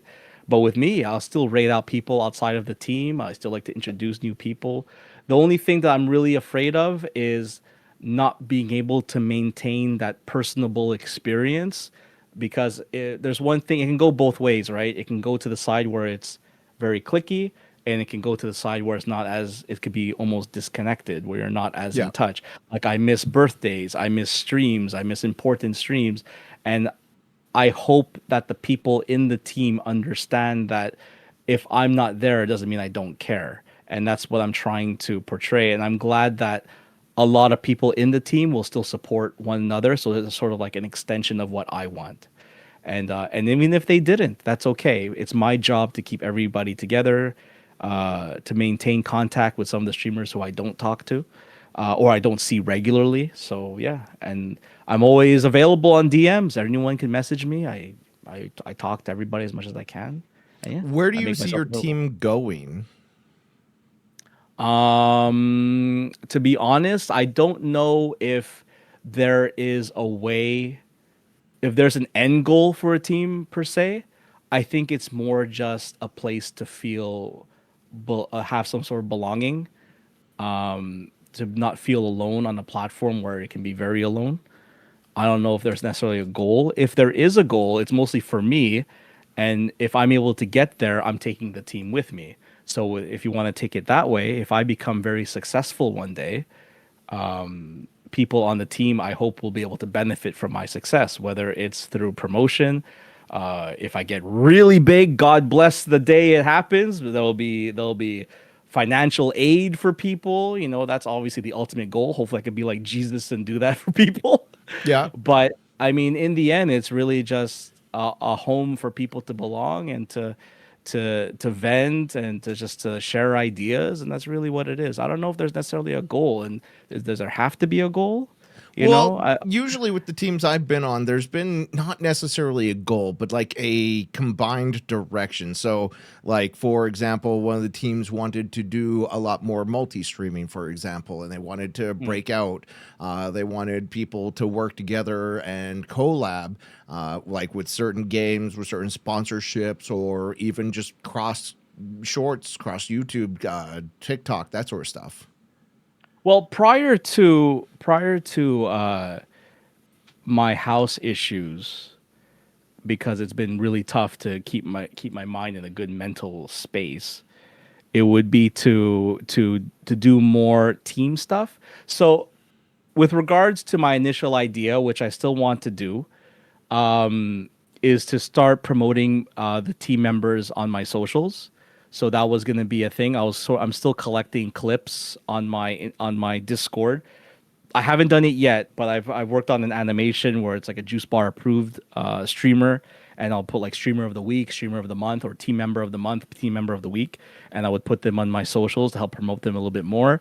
I wanted to make T-shirts of the streamers, but it would be very difficult to do. It was difficult to do because of the price. It's hard to find an affordable graphic artist that I'll be able to make like almost like 100 different logos. But if I had the resources, I'm gonna try and make a couple at least. Is to have like when you go to, I don't know if you're a fan of wrestling at all. If you ever been to the wrestling shop, the WWE shop, but if you go No, to not the shop. WWE, okay, well if you go to the WWE shop, you can easily click on a wrestler, and it's all under WWE. But you have each wrestler has a specific merch. For Can't you example, on fourth wall link to other fourth walls like that? maybe, but my idea was to make a custom logo, let's say of Heather and Minty, and they would have a Juice Bar exclusive logo, Juice Bar Minty, right? And then if you go to my fourth wall, you can buy that Minty Juice Bar shirt, and it's like you're buying a roster under the Juice Bar. That was my idea, and once that shirt, the costs are paid, the initial cost, whenever that shirt is sold, they get the profit of whenever it's sold. And that was my idea, to give money to the people. That's how people would have got paid initially on the team. So you make merch with your logo. I'll put it on sale, and if I have any costs out of my pocket off the initial production, I'll pay that first. And then after that, in perpetuity, you make that money. You just gotta trust me that you gotta just trust me that I'll say, yeah, you sold 10 shirts today, and I didn't pocket the money. Yeah, naturally. Yeah, That's so right. So hard with that's talent agencies these days. Holy cow. right. Like this year has been really Yeah. bad for that stuff, especially in the VTuber scene.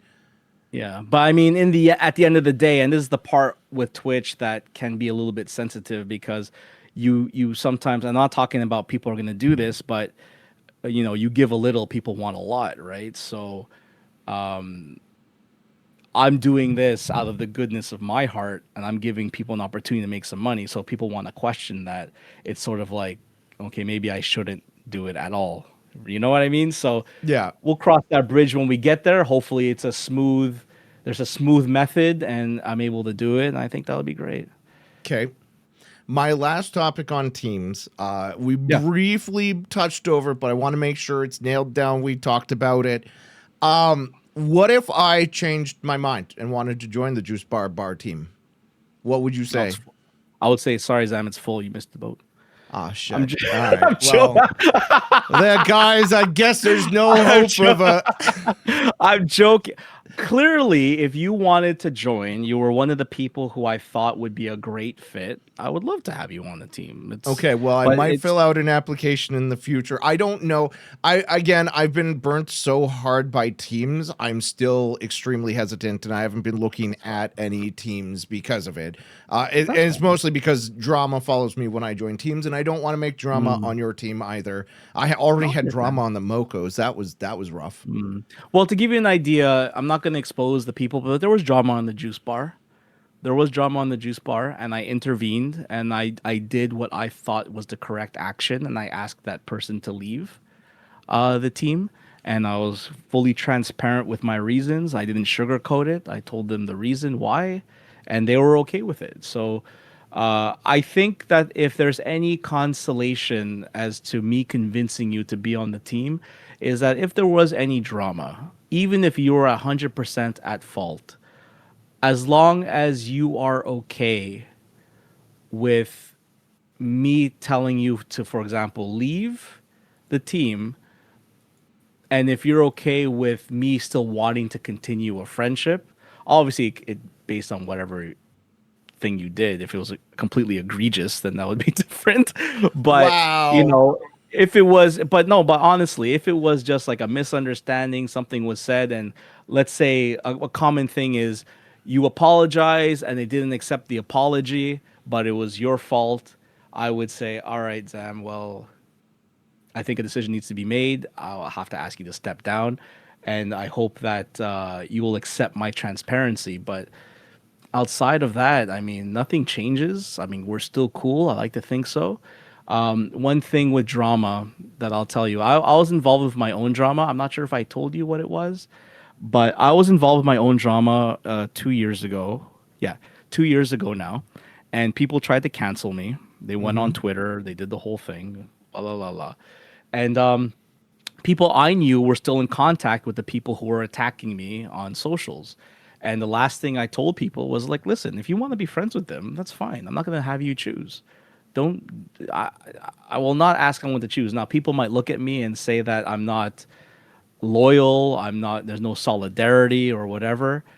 I'll go like with anyone else. If there's any beef within the team, you just trust that I'll assess it fairly to the best of my ability. If it's black and white and one person was at fault, then that one person needs to go, or they need to accept the apology if they want to apologize. If it's black and white, or it's a gray area and both people are kind of at fault and there's still no settlement between the two, then both have to leave. But know that I'm still good with the two people. So, I mean, I don't know what I can do to make you feel more comfort about it. All I can say is if you like me and you like the people that are in there and you don't mind being a part of another team, that's it. Again, there's no expectations. It's just fun, man. I don't know why Is people this a take it so good time seriously. for me to tell you that I fucking hate you? Why? Because you're more handsome than I am. You look better bald. You have a better beard. Mine has a little spot missing, but I'm I could trying to name grow. several ways here. The last Oh question man. on teams, in case there's Yeah. anybody who's listening or watching or anything, if they wanted to join the team or to know more about the team, what do they do? Well, if they want to know more about the team, they would simply go to my about page and you can click on the juice bar and you can see a little paragraph, a little snippet of what we're about. If you want to join the team, I get a lot of emails, I get a lot of messages about how to join. It's a bit uncomfortable because I'm thinking of many things before I consider somebody, and it's what are your intentions? Do you want to join because you're looking to grow your channel? Are you joining because you like what you see? Are you joining because you get along with people? So before you ask about being on the team, please explore the other members of the team, and that's as easy as clicking on my about page. Go to as many streamers as you can who are on the team. Lurk as much as you can. You don't have to talk. Let me know what you think, because a team is a team. It's just that. It's not just me. I'm not a team. The team makes the team. So go to the people, check them out. If you like what you see, then talk to me and let me know why you want to join. There's no application process. It's really just, you know, not application per se. Like I don't have a form for you to fill out. Just, I either come get you, and if I come get you, it's because I like you, and for all those reasons I mentioned earlier. If you're not sure and you want to join, then that's your way that you can at least let me know that you'll be there, because it's not just you're trying to grow on a team, because then you're just wasting both our times. Be there Yeah. because you like what you see, you like the vibe, you like the company. You can see yourself hanging out not in only my streams but everybody else's as much as you can. And it's not a requirement, it's really just I want you to be there for the right reasons and not just for yourself. Okay. And the right Well, reasons is for the people. That sounds wonderful. I couldn't have said it better. However, I also feel like that's a HR script. You already pre-read it out. However, I've never made a team, so I don't know. I probably would be just as pragmatic making a team. But if I were to make a team, I would have absolutely made it more of an organization rather than a hangout myself, and that's why I haven't. It takes a lot of work to help out. And I consider a team the best way to help smaller streamers, actually. And the problem is you know what? I don't help smaller streamers anymore. They all suck. Every single one of them. And it's fine. You don't have to. That's my job. That's my job, right? That's my job to help out the people that are on the team. I get advice from everybody, not even just from people on the team. I get messages from anybody that are just like, "Hey, Juice, what do you think of this? What do you think of that? I'm dealing with this. I'm dealing with that." I don't mind being that outlet. I kind of like being wanted, so that's why I kind of have that energy to give to people. I don't mind it. Just have to be patient with me that maybe I might not get to you sooner than later, or later, whatever it is. I might not get to you as soon as I'd like, but yeah, I mean, it doesn't have to be that serious. With regards to the team, it's always been, as long as you're welcoming. If you're on Twitch, it's because you want to talk to people, you want to meet people. So, I mean, that's pretty much the basics of things, right? That's fair. I did want to talk about your podcast, though. Talking about podcasts, you're on one right now. What is your podcast about? Because you talk about it often, but I never really see episodes, probably because I'm not subscribed or anything. I imagine they're just on YouTube. They're on Spotify. I'm trying to add them to YouTube. I just haven't had the energy and motivation to put them on YouTube. It's mostly just Spotify. I haven't had the chance to edit the last one I did, so that's probably why you haven't seen it. That's more my fault. I mention it because it is a bit of a baby of mine that I'm trying to. I don't want it to fall by the wayside. It's becoming difficult to add that to my repertoire as things are still being juggled IRL. Not an excuse, but it's been tough. But I do have a lot of what do you call it? Not a lot of. Sorry, I do have one episode that's waiting to be uploaded. As opposed to the podcast, it's really just interviewing other streamers, talking about their journey and sharing their experience. I haven't published a episode with just a monologue of me yet. It's been a while since I've done it, and at the time, it was really just my experience, sharing my thoughts of streaming, how I got to the position, how I got here, and yeah, that's pretty much it. Just a streamer's podcast, basically. Nothing crazy. Okay, fair enough. I feel like that answers all of the topics I had for it, unless there was anything else you wanted to talk about with the podcast. I mean, me and Heather were supposed to do a sex toy review segment, but was that a charity redeem incentive? No, I think it was just her saying like, "Hey, I have all these sex toys. Let's review them." I'm like, "Oh, okay." Is it gonna be in person? Is there example? I'm so confused about how this is happening, but okay. I don't know yet. I just know that has something to do with a remote control and like a code. I think there's a user interface. I don't know. I really hope you get a sponsorship from Adam and Eve before you do that episode. I applied to them. I got rejected already. What? Yeah. What other sponsors have you tried to reach out for? Well, right now I'm taking my time with it. I'm gonna wait for the channel to grow a little bit more, to get a little bit more professional, be a little bit more consistent. I'm gonna aim for Bad Dragon. Okay. They're on my list. But I did apply for Adam and Eve, and I even sent out a really nice feeler email when they rejected me. I was like, with my videography skills, I can make some really high-end advertisements. I think I've curated a mature audience that would appreciate the products that you put out. A lot of things. And they came back and, sorry, you're rejected. And then I tried to find out why. It just says, once you're rejected, you can't apply again. Oh, really? But that was going through, that was going through a website that deals strictly with, I guess, with these brands, so that they don't have to deal with people like me directly. They just get filtered. So I think maybe there's still a chance. Maybe there's a way to reach out to them directly, but I doubt it. That's like calling customer service and saying, "Hey, can I have some of your toys for free?" Yeah. So Right. have you had many sponsors recently? Have you seen a downturn on sponsors? Did you do much sponsor content? No, I don't do sponsored content because there's not much content that I necessarily believe in or that interests me or excites me. The only two times I actually have to reach out to this company.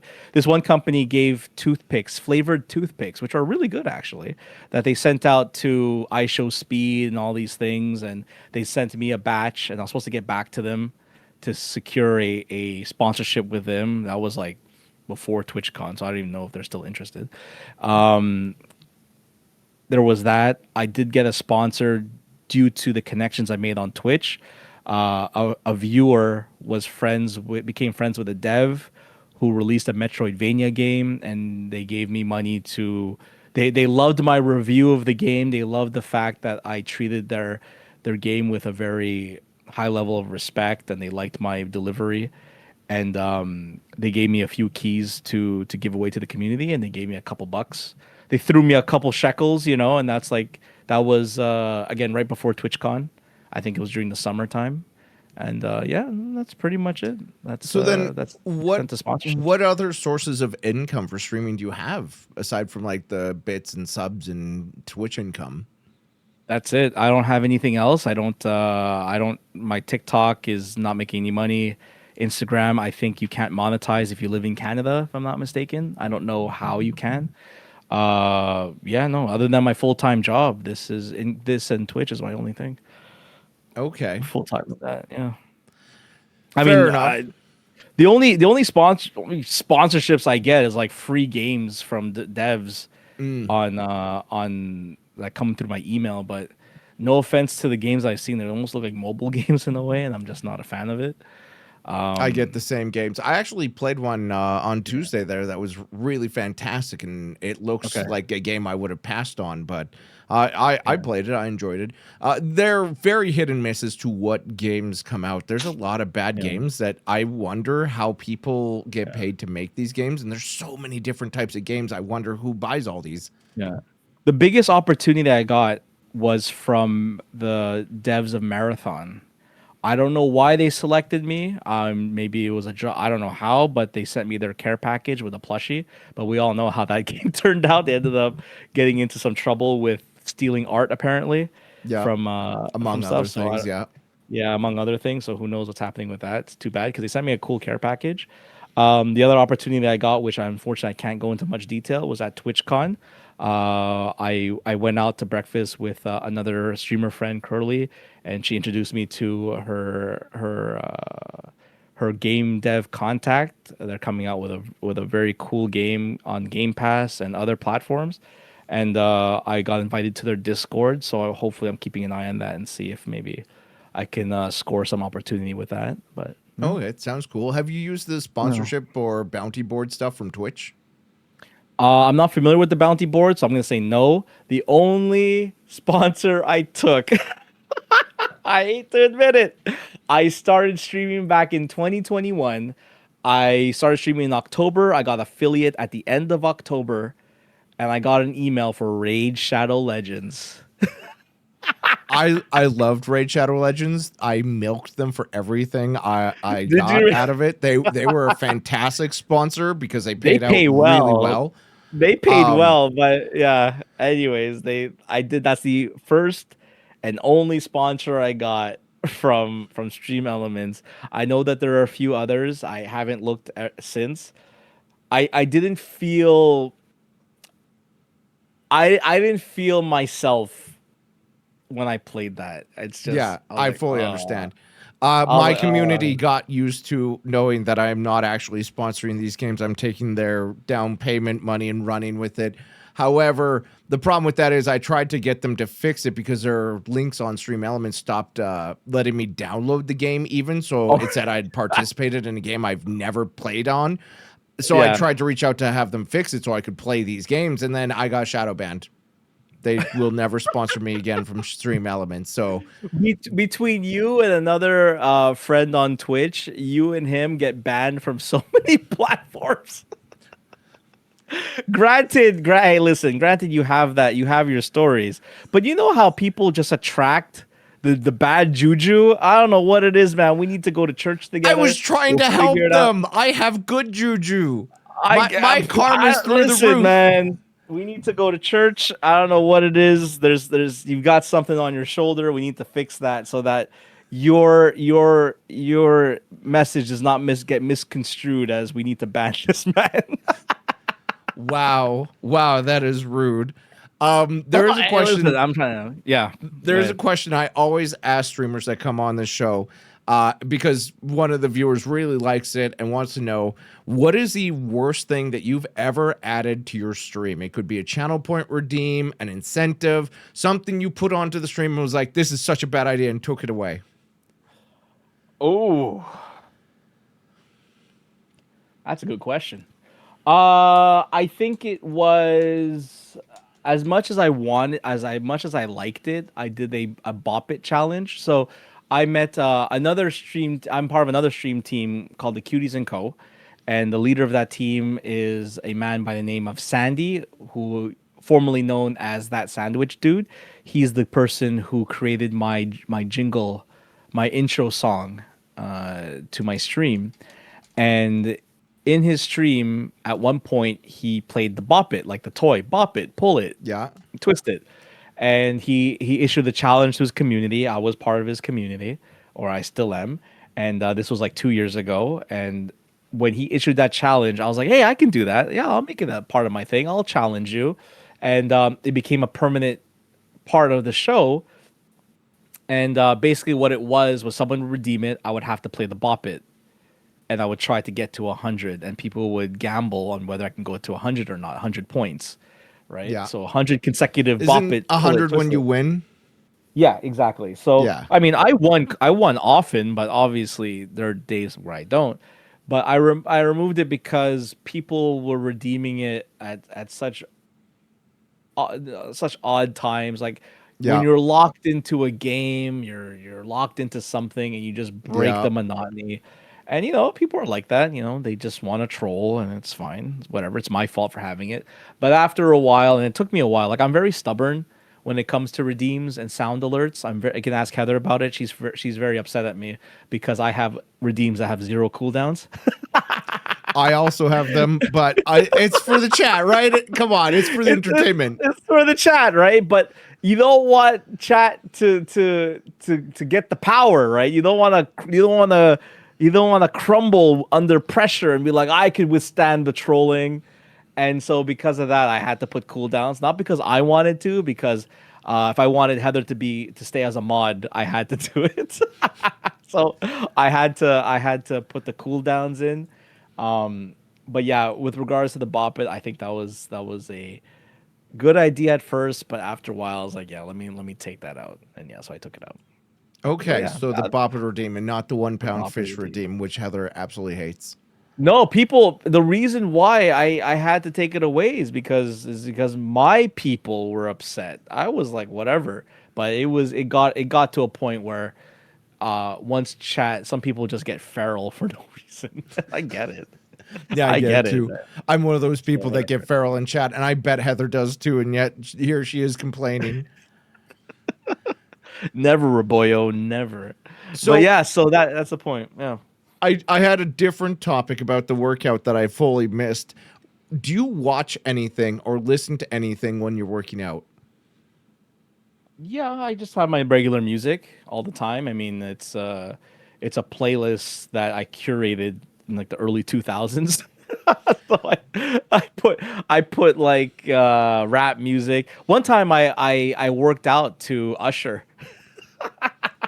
Because I just wanted to be calm during my workout, and I pushed some good weight while listening to like Usher and, and the music. First off, the 2000s were 20 years ago, bro. Get with the time. Second off, so I really wanted. I work out and I watch anime when I work out, and I'm wondering if you had a good anime recommendation or a show recommendation for me. Nothing new. It's all old stuff, which either is Are no you longer stuck in the entertaining. 2000s? I pretty much, yeah. I mean, hey, listen, I'm the one using vibe and aura as lingo, and if I go too early, I'm old. So Yeah. if you gotta find that safe space where you're not too old to watch something, and you're not too old to reference something. So it's, you Yeah. know what I mean? Gotta find that. So yeah, I'm kind of stuck in that. My favorite animes were Initial D because of the cars, Okay. Food Wars because I love food clearly. I've seen both of Um, those. yeah, I love I forgot the name of the anime, but there was a boxing anime I was watching. Was it Something Jimo Ippo or something, whatever it's called, Ippo, okay. It wasn't whatever that was. Baki or whatever it was. Yeah, I mean, if I could recommend one, I would just say Food Wars. That's a good one. Ah, I but I've mean, already seen it. yeah, I mean, there's the Spy X Family, which I kind of watched a little bit of, I saw that too. which is all right. I feel like I've I've been watched all the told, anime now. yeah, I've been told by another person to watch. There was like a number. Was it called Zero or something like that? I forgot. It was Sheep's husband recommended it to me. Something Zero, or I think it was like a ninja movie or ninja anime. I forgot. But yeah, oh, Okay. touch grass, man. I can't Who touch cares? grass when I'm working out. First off, it's Yeah, a probably home that gym. Raboyo. Oh, it's a home. Oh, there you go. So you got Yeah, that. but you go out to an actual gym. But that's fair. You have Yeah. nothing going on. You don't have a guilty pleasure anime or show. Like, do you watch No, reality TV? no, I don't Do you watch a even lot of watch TV. TV? No, I don't have time, man. Like I honestly, I don't have time.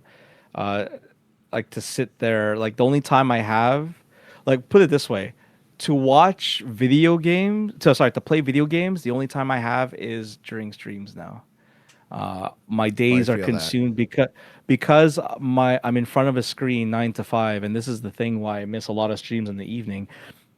The only reason why I can hang out with people in streams during the day is because my current job affords me to have screens up while I work. And so I work my 9 to 5. I'm on Twitch during the day, so I can say hi, I can lurk, I can network while I work. I can do it seamlessly, which is great. But then after my job ends, it's time with the family, it's time with my wife. And when it's away from Twitch, I spend as much time as I can with the wife. And already with my wife, I feel bad for her because I'm still connected with my phone here and there, saying hi to people. It's a bit of an addiction, I'll admit. So Mm-hmm. between that time, the last thing that she wants to know and the last thing I want to do is be like, all right, so I was on Twitch, I stream during the week, I'm on Twitch during the day, I work during the week. Let me just play some video games and watch a movie now, right? Let's take Yeah. away more time from each other. So yeah, it's How not does your easy for wife me. feel about your streaming? She likes it because it makes me happy. Uh, she's proud of me. She knows that I've worked hard about it. It's also very tough because I as a streamer you get a lot of attention from guys, from girls, and it could put her at a little bit of an insecure spot every now and again. And I don't blame it because if it was her, I too would start questioning some of the Mm-hmm. conversations she has and some of the comments that are being thrown. It's um it's a very interesting dynamic that chat has with a streamer and vice versa. And yeah, so with her, I'd say it's a lot of support. There's a lot of work that's put into the relationship because if someone is not a gamer, that's one thing, and someone's not a streamer, it's a very difficult thing to speak about because it's sort of like you know you're talking to strangers essentially, right? And you're Yeah. getting to know people, and especially as you get older. Typically speaking, your circle of friends and your circle of contacts are supposed to shrink, Like I'm supposed to have maybe one person I talk to outside of this, but because of Twitch, I have like an army of a village of people that I can talk to at any moment and say, "Hey, how's it going? Can we talk for a second?" That kind of thing. Not that I do that, but it's available, and I'm very lucky to have that. Yeah, so for her, it's difficult, uh, but she knows how much I love it, and I did tell her, and I still keep my promise to her that if ever the streaming becomes to a point where it's just too much to handle, she'll always come first, and she wants me to shut the shit down. I'll shut it down.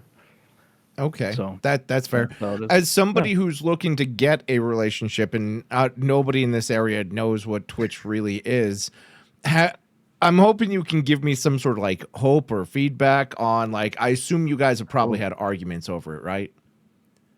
About arguments about. I'm About sorry. you being on stream, being a streamer, a Oh Twitch yeah, all the streamer. time. What Yeah, kind of all the time. arguments? Like, what would I be looking to expect from this kind of if I have a If you were in a relationship? relationship, well, it's the time.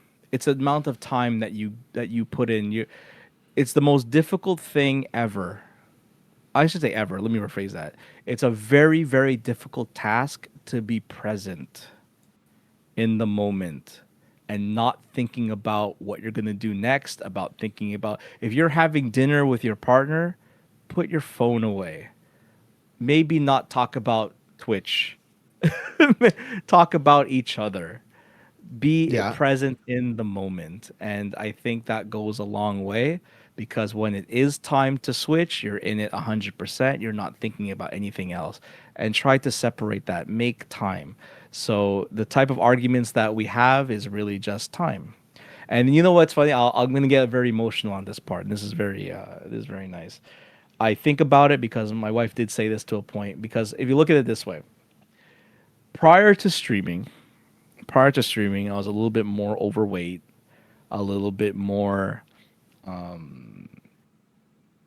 you know, inexperienced with social dynamics with Twitch in that regard. I didn't know much, and then you fast forward, and it's sort of like that transition from before and after. I'm not saying I'm a celebrity or a rock star, but you put it before having any type of exposure to now, where a lot of the things I've done were influenced by Twitch, how I think, how I move, the tattoos I got on my arm and my ass. Yes, chat, I got a tattoo on my ass because of Twitch. So you put them side by side and you see this, oh, it's almost a complete 180. Like, who is this guy? Right? And it's sort of like that part in the movie where it's the cliche where it used to be about the music, or it used to be, oh, I remember when times used to be simpler, when you used to be when you weren't rich, let's say. You know what I mean? And I remember me and my wife, we got into a meaningful discussion, and it was heavy stuff about because there was a lot of stress with the house and everything. And then she just said, I said, remember in Breaking Bad, where where Bryan Cranston says to his wife, the very last episode, where he always said to his wife, he always did it for her. He did it for her. He did it for her. And that was me with my wife. Like, I'm doing this for us. Like, I'm trying to be successful for us.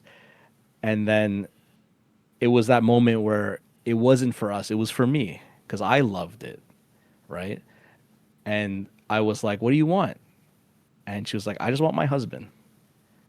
And when she said that, that hurt. I was like, oh, you know what? You're right. Yikes. You know, That yeah, does you're act. right. I don't feel emotion, but Jesus Christ, that story hit Yeah. me.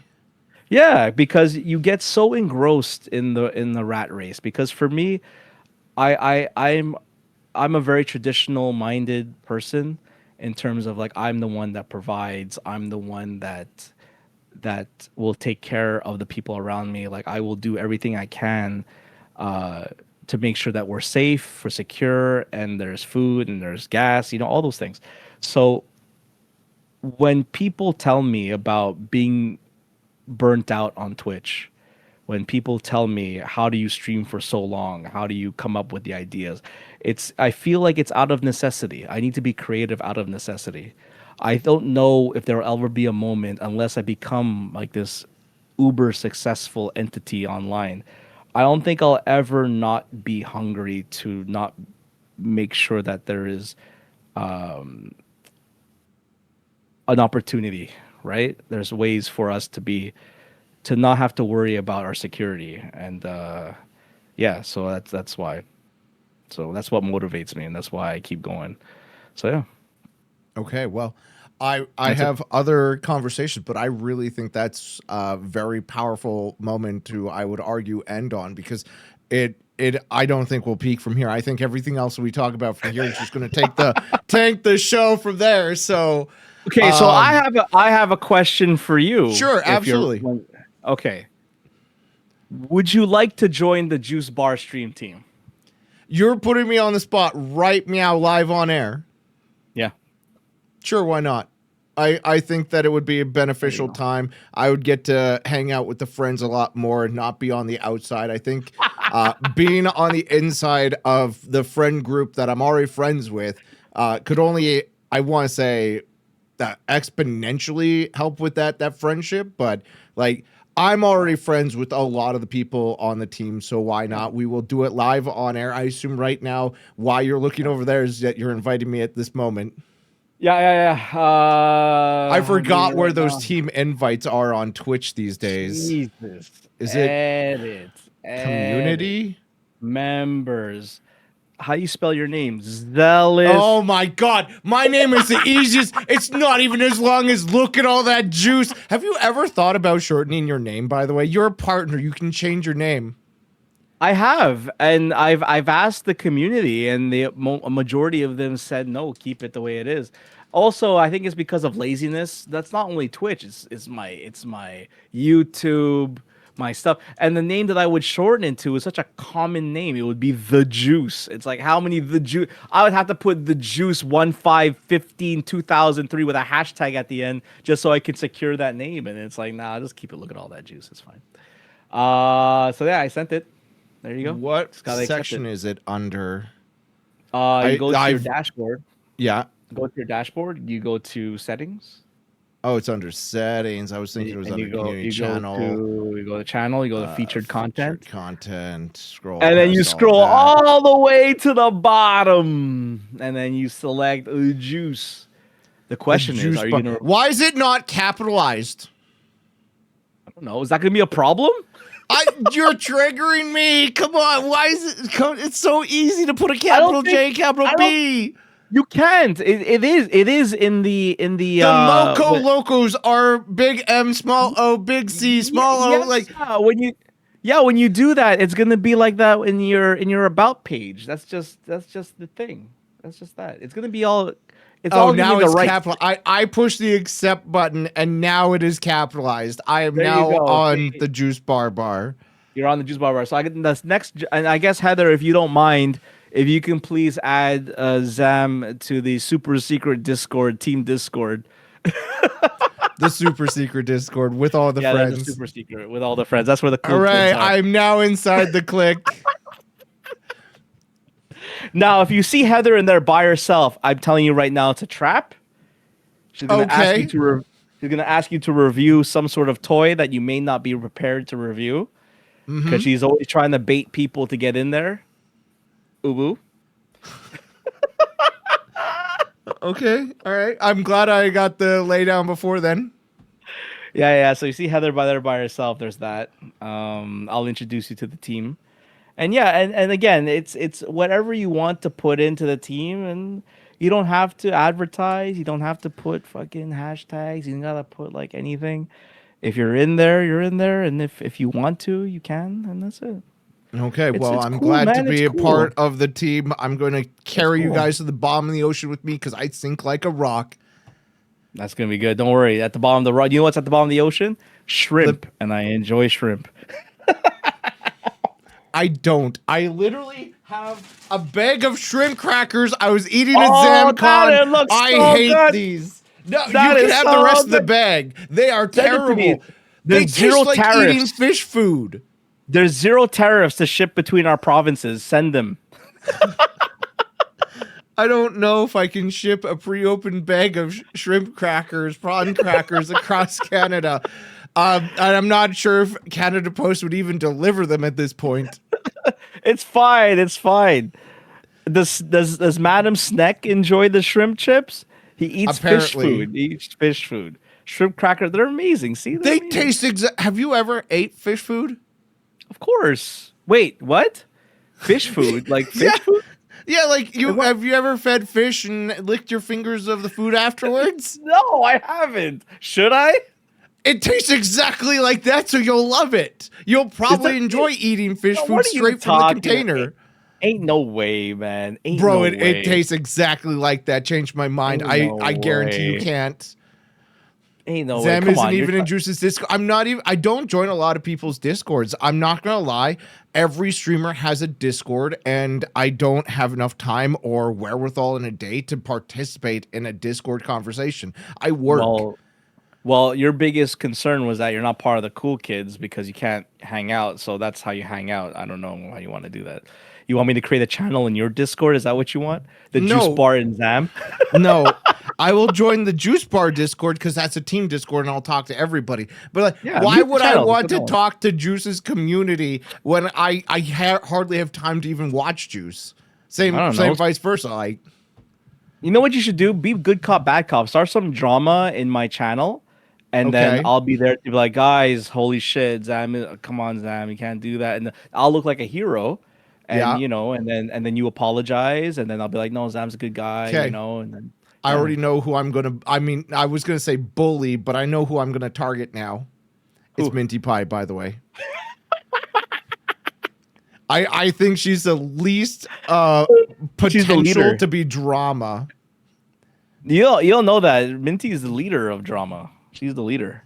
How so? She gets the tea before everybody else. Interesting. Biggest bully. Let me ask you. I would love to have you on my podcast eventually. Absolutely. It's not because I don't want you in there. It's because I just haven't had the. I get it. Honestly, I lost the stream to start this podcast, but I think the podcast not only is better content in the first place, but second off, I think it's so much more important to have these conversations, to talk to people, because if you don't talk to people, it's all superficial. It's all, hey, how you doing? How's the weather? I'm from Alberta, blah, blah, blah. It's like, okay, but you're not really getting to know the people. There's so many stories. There's so many things to talk about, you know? There are a lot of topics, there are a lot of points to cover for anybody, but also not to spoil the idea, but you also gotta make sure that the person that you have is being genuine, and or if you're talking to the brand version of that person, you just have to act accordingly and set your expectations, right? Naturally. So yeah, so that, I mean, that's the caveat of the streaming world, right? You don't know. Yep. Like I honestly don't know how to be something other than myself. And I think the biggest compliment I got was from the friends who were just saying that if you meet Juice in person, it's exactly who you get on stream. Is just, I don't think that's a compliment for myself. I treat it as I'm way too lazy to put on a personality. I put on who exactly I am because it's so much easier to be straight off the cuff, be yourself, instead of being like some sort of hoity-toity character. Like, I used to watch a lot of character streamers. Like, I don't know if you know El Dirty Squirrel or anybody like that, VTubers that pretend they're a cat girl. Jesus Christ, that's a lot of work to pretend you're a cat girl. Having to say yeah after every sentence. I would just be like, no, I'm done with it. They don't say yeah. I think Minty dresses up as a cat, her VTuber. Already drama starting in the Juice Bar. VTubers that are cats are basically the worst VTubers, by the way. Everybody knows foxes and dogs are better. You know what? I told Iron Kill because one day he was experimenting with his VTuber model and he found an animated cat, like an animated cat VTuber. Yep. Oh my God, with his personality and his accent, because he has a Yorkshire accent. I was like, you got to do something where it's like remember the rude dog on the Conan O'Brien show? Yes. So do the cat version of that. Do a rude VTuber cat who's just an asshole to everybody, and I think that would be gold. It's like, yeah, shut your mouth, yeah. I think that could would be see it. fucking fantastic.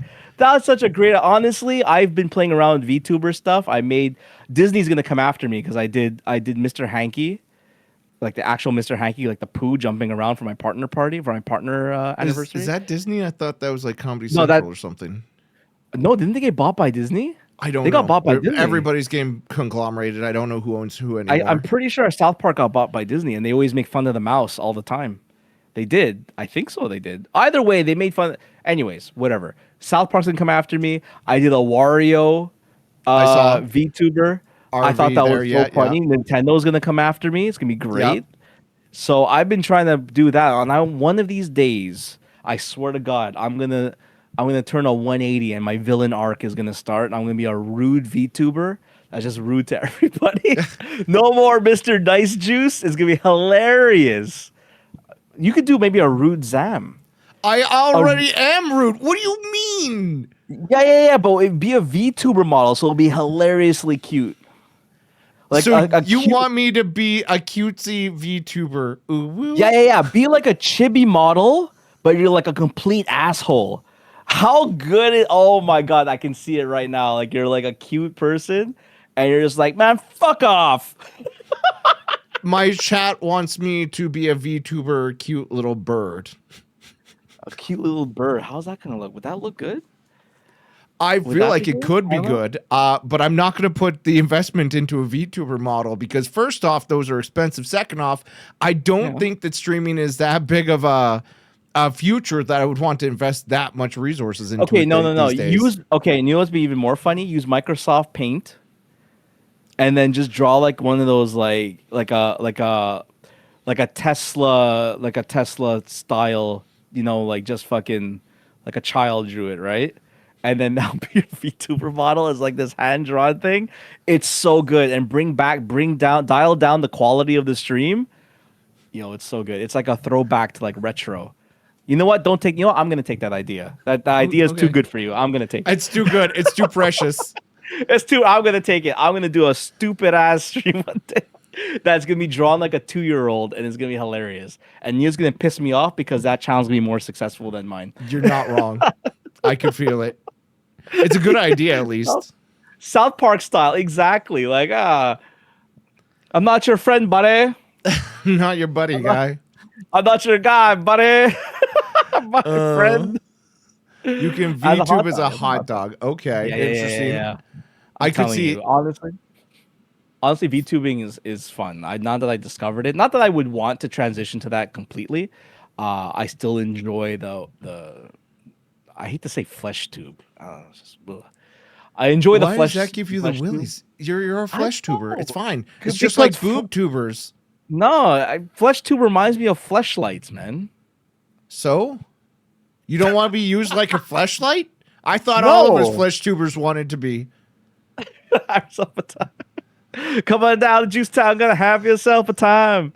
But yeah, anyways, I think there was something else that I was gonna talk about, but I forgot. Fuck, it It's happens in okay. your old age. It's Old age also is been 2.5 hours of conversation, so that happens. Is this the longest or this is the shortest? Or is this It's status not quo? the longest. Longest was with Pick Stitch during ZamCon. That was a really long podcast. That was like 4.5 hours, I think.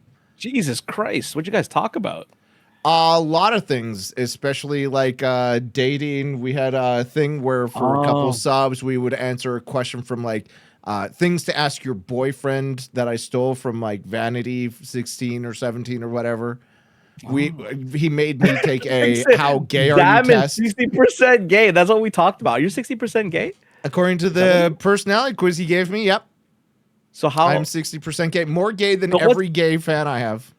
So what's 60% gay as opposed to 100%? Okay, what's that thing? Do that thing in Mean Girls where you do like the pick up and flip or something. What is it called? A pick up and flip? Yeah, I forgot what it's called. You know what it's called? Chat, you guys know what I'm talking about. I It's like don't. The only thing like I watched from Mean Girls was Lindsay Lohan. Fuck, I forgot the move. I forgot what it's called. Bend Gays had and to lie in snap. order to score higher than Zam. Bend and snap. The bend and snap. And what is a bend and snap? I don't know. You're 60% gay. I think that comes. You gotta. I wouldn't I do don't one know. of those. First off, I'm zealous Zam, so it'd be a Z snap, please. Oh shit! I think you should try it. The bend and zam snap. The bend and zap. The zap and bend. I think that's how it should work. I hate this idea, so I feel like I should just end the podcast here before it No, drags no, on. no. Everybody wants to see it. I think Pix wants to see it. I don't even know what I'm doing. The bend and zap. See, Raffle knows knows what I'm talking about. I don't know what you guys are talking about. I'm sorry. Oh my god. Anyways, I'm having such a good time on here. I know you've been a wonderful guest. Trust me. I'm sure everybody's going to enjoy it on the YouTube as well. This is actually one of the few episodes that might be able to get on YouTube and monetized if I was monetized. I wish I was monetized. That sounds dirty. Yeah, you're not wrong. Let me you know what? Let me ask you this, and maybe some people here could add their 2 cents to it. Yeah. I can't grow on YouTube. You're not monetized. I'm assuming you can't grow on YouTube. I'm How slowly growing. Wow, why you gotta show off like that? I'm not Why you showing gotta off. show I like got that? a sub last week, and I consider that growing. My numbers are going up. Look My at you. numbers Imagine are getting a going up sub. because I have an extreme niche, and I'm also going up slowly because that niche is so extreme. But I'm doing it for the love of the craft, not because I'm chasing numbers. Numbers make me feel happy and motivated. Don't get me wrong, but I'm not chasing those numbers. Maybe we should do something. Okay, I was told not to do it. I wanted to take a picture of my big toe and put it on Instagram and say, here's a picture of my big toe until I get 1 million views, and post my big toe every day until I get 1 million views. Because people like stupid shit. Do you have a good looking big toe? No, it looks like a fucking forehead with a nail. Broken nail. I don't think people will like that. I could be wrong. I've seen what people like, and that's why I don't want to get big on this platform is the amount of effort and crazy stuff that you have to do. No, thank you. Okay, so how do we grow on YouTube? Like, what can we do? Well, I don't think YouTube is the best place for growth either, because I see, especially with the changes they're doing to video games, that's first going to kill my channel pretty much. But I'm still sorry. upload. Let me rephrase. Yeah, It has nothing to do with Twitch. How do we become big YouTubers? well, that's what I'm saying. YouTube's changing their policies. I think it went in effect like yesterday. Okay, so what's the policy? So they They cutting out video made game? a crackdown on violent video games, specifically for like what is that, GTA? So they're Nice, basically kicking all of violent video games out of the algorithm, so you can't really search for them. Well, you can search for them if you know what they are, but you won't be promoted them because it's not good for sponsors or whatever. And that includes like XCOM's incredibly violent. It's all about shooting aliens and aliens shooting you. So that's probably going to kill the channel off. They're crackdown on stupid fucking words. I don't know how you feel about this, but by saying die, kill, death, murder, COVID, any of those secret words that they don't tell you about and you don't get into the algorithm because you spoke the wrong word and didn't bleep it out. I hate that. I hate that part of YouTube.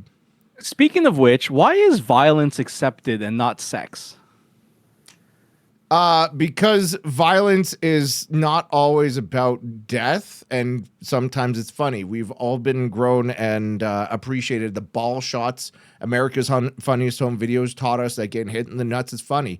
As a kid, you get taught that it's funny to fall over. If you've had a kid or if you've watched anybody with a kid, you don't gasp in surprise or disdain. You laugh it off so that the kid doesn't start crying, right? So we're treated at a young age that violence, pain, etc. is funny when it happens to other people. So I argue that violence is acceptable and funny, but sex isn't, because sex isn't treated as funny. Sex is treated as procreation, if you would, and dirty and disgusting. I somewhat agree because it sometimes gets very messy. Violence isn't always messy. Not to spoil the game. People who played the game, they already know what I'm talking about. But how about then if someone gets punched in the dick and you see their dick like in like the full dick and they're getting punched in it, the guy's like, "Oh, my dick." That's funny, Yeah, it but it's is. sexual. Is it? But it shouldn't. It's not allowed. Well, no dicks look good. So I would prefer That's that the the person funny. would wear the pants before their dick gets punched, so that I don't have to be like, oh, it's gross. They're punching a gross thing. It's just crazy. Like you can watch like it's more acceptable to see like something that's ultra violent, but to see sex, it's like, oh my god. Well, I link it to horror movies as well on that aspect. When anything gets sexual, they always die almost immediately. You get some hot scene and then somebody dies. It's a big payoff in horror films. It's like a trope, if you would. See, Roboyo, see, just to add to that, it's true. We know less of the English language as the generations go on. Back in the day, people were very Shakespearean, if you will. Yep. Now it's like 6'7", 6'7". Yep.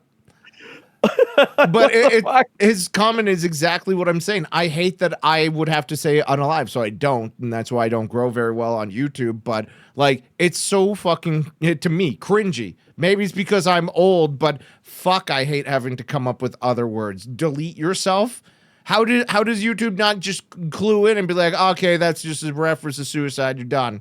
Oh God, I mentioned the forbidden word. Now I can't be on YouTube. You know what's the newest term I learned or I heard? I don't think it's caught on to many people. I think this was just this one streamer's own vernacular or catchphrase. Was unsubscribe myself. I unsubscribed from life. I've heard similar comments about that. But I'm just going to go back with, why can't you just say kill yourself? I get for like threatening somebody. For example, I saw Hassan Abi apparently had told somebody to kill themselves. I'm like, isn't that a bannable offense to yell at your chat to kill themselves? Yeah, but that's again that's the fact that Twitch doesn't apply the rules to everybody. Well, of course, when you're a big streamer, you can get away with murder. That's exactly I don't know if they could get away with murder. They might. I mean, if you live stream your murder, is that like insanity? You can. No, that's a whole. That's you're violating laws outside. That's a law violation. You know what I mean? You're talking about TOS versus what's legal and not legal in the world. Okay, so they're gonna ban you, but it's not illegal because it's insanity. I don't know. I remember someone tried to use Twitch as an alibi because someone recorded themselves. They did a pre-recording. They thought that it was live while they went to go murder somebody.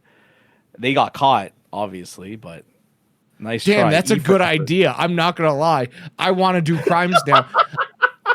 But the problem with that is you can't do crimes these days. All the doorbells have those like ring cameras. Do crime these days. Someone put that quote in chat. You can't do crime these days. Well, you can't. You're on camera everywhere you go. Your phone's tracked. Most of these smart cars are now tracked. Like, you can't do crime. They have a breadcrumb of everybody, and they can subpoena for it. So it's like, damn, you have to go completely off the grid. And then even then, that looks shady because, like, oh, you sat at home and did nothing all day? Yeah, I'm a streamer and a gamer. See, the problem with criminals these days is that they go back to the scene of the crime way too many times. There was a shopping mall in my area where the jewelry store got robbed, and the only why they got caught eventually is because they kept robbing the same store over and over again. I think that was the case. It was too messed up. And there was another story how someone tried to steal jewels at Costco, but what they didn't realize is that Costco's smart enough to not put real diamonds in their showcase. And then when they broke in, they stole all the fake jewelry in the showcase. That's crazy, bro. That's smart, man. I would never have thought that it's fake jewelry for sure, and I would not have thought about trying to steal jewelry because I feel like jewelers should have the most top security, right? Yeah, I could talk about this because the person that told me the story, they already did their time. So I know someone that actually robbed a kiosk in the shopping mall that held a lot of cash in the safe, and the reason why they got caught was because they were dating a teller at the bank, and the guy who worked at the bank was jealous or envious of the guy dating the teller, and he informed the cops. He let the cops know, hey, has there ever been any report of a lot of U.S. dollars being stolen because the guy exchanged a lot of U.S. dollars, and because of that little anonymous tip, they tracked it and they found the guy I know who robbed the place, and he did his time. Wow, Wild. that's You gotta be crazy. careful, man. You gotta be careful. You gotta be careful. I'm Also, electing not to do crimes due to the difficulty of crimes. yeah. I tell you, if crimes were easier to commit, I may or may not have commit some. I'm not gonna lie, growing up without cameras everywhere was fantastic as a kid. Not having social media, not being caught being how stupid I am. Edward Boyle said you gotta go to the back room next to the food court. I used to work at Costco, and it was funny. I ended up becoming like a role model at that place. It was so funny. You as a role I model? Well, I was someone they looked up to because I was the old man in the sea of like 20-year-old people, and I was like, oh my god, what am I doing? So it was so funny. Everyone saw like I was the joke because I was, comedy was my relief of pain. And then I remember in Costco, where people check in, they have their cards and you scan to do your shift. You go down that same hallway, you go down the stairs, you go down the spiral staircase, and the break room was there where like 50 people can have their lunch. So it was during lunchtime. There's about 30 people in that room at the time, and I'm joking around with the guy who I'm going down the stairs with to have lunch. And right before we turned the corner and enter the room, I stopped and I said, "My daddy said I was the best kisser." We go in, the whole room start busting out laughing, and they start chanting my name, John, John, John. I'm like, yay! I'm the king of Costco. It was so good. It was so good. Have you ever thought about putting that on your stream that you're the king of Costco? One day, you know what? I should increase. I should advance. What do you call it? Update the lore of myself and add some things. Why not? I think it'll be a good gimmick. After you make your little chibi self of Zam, little Zam Zam. Little Zam Zam, and that's what Little we're going to call it? Like a pissed off Zam Zam. Like every time you talk, there'll be steam coming out of your ears. I did do a gift tuber of Beaker during a Bread and Fred charity stream where people could make it so I could meep throughout, and it was a fantastic time. It was a clever little thing, but I don't know if I would ever actually care to do VTubing because maybe I'm too narcissistic, but I think I'm prettier than any VTuber. I love that.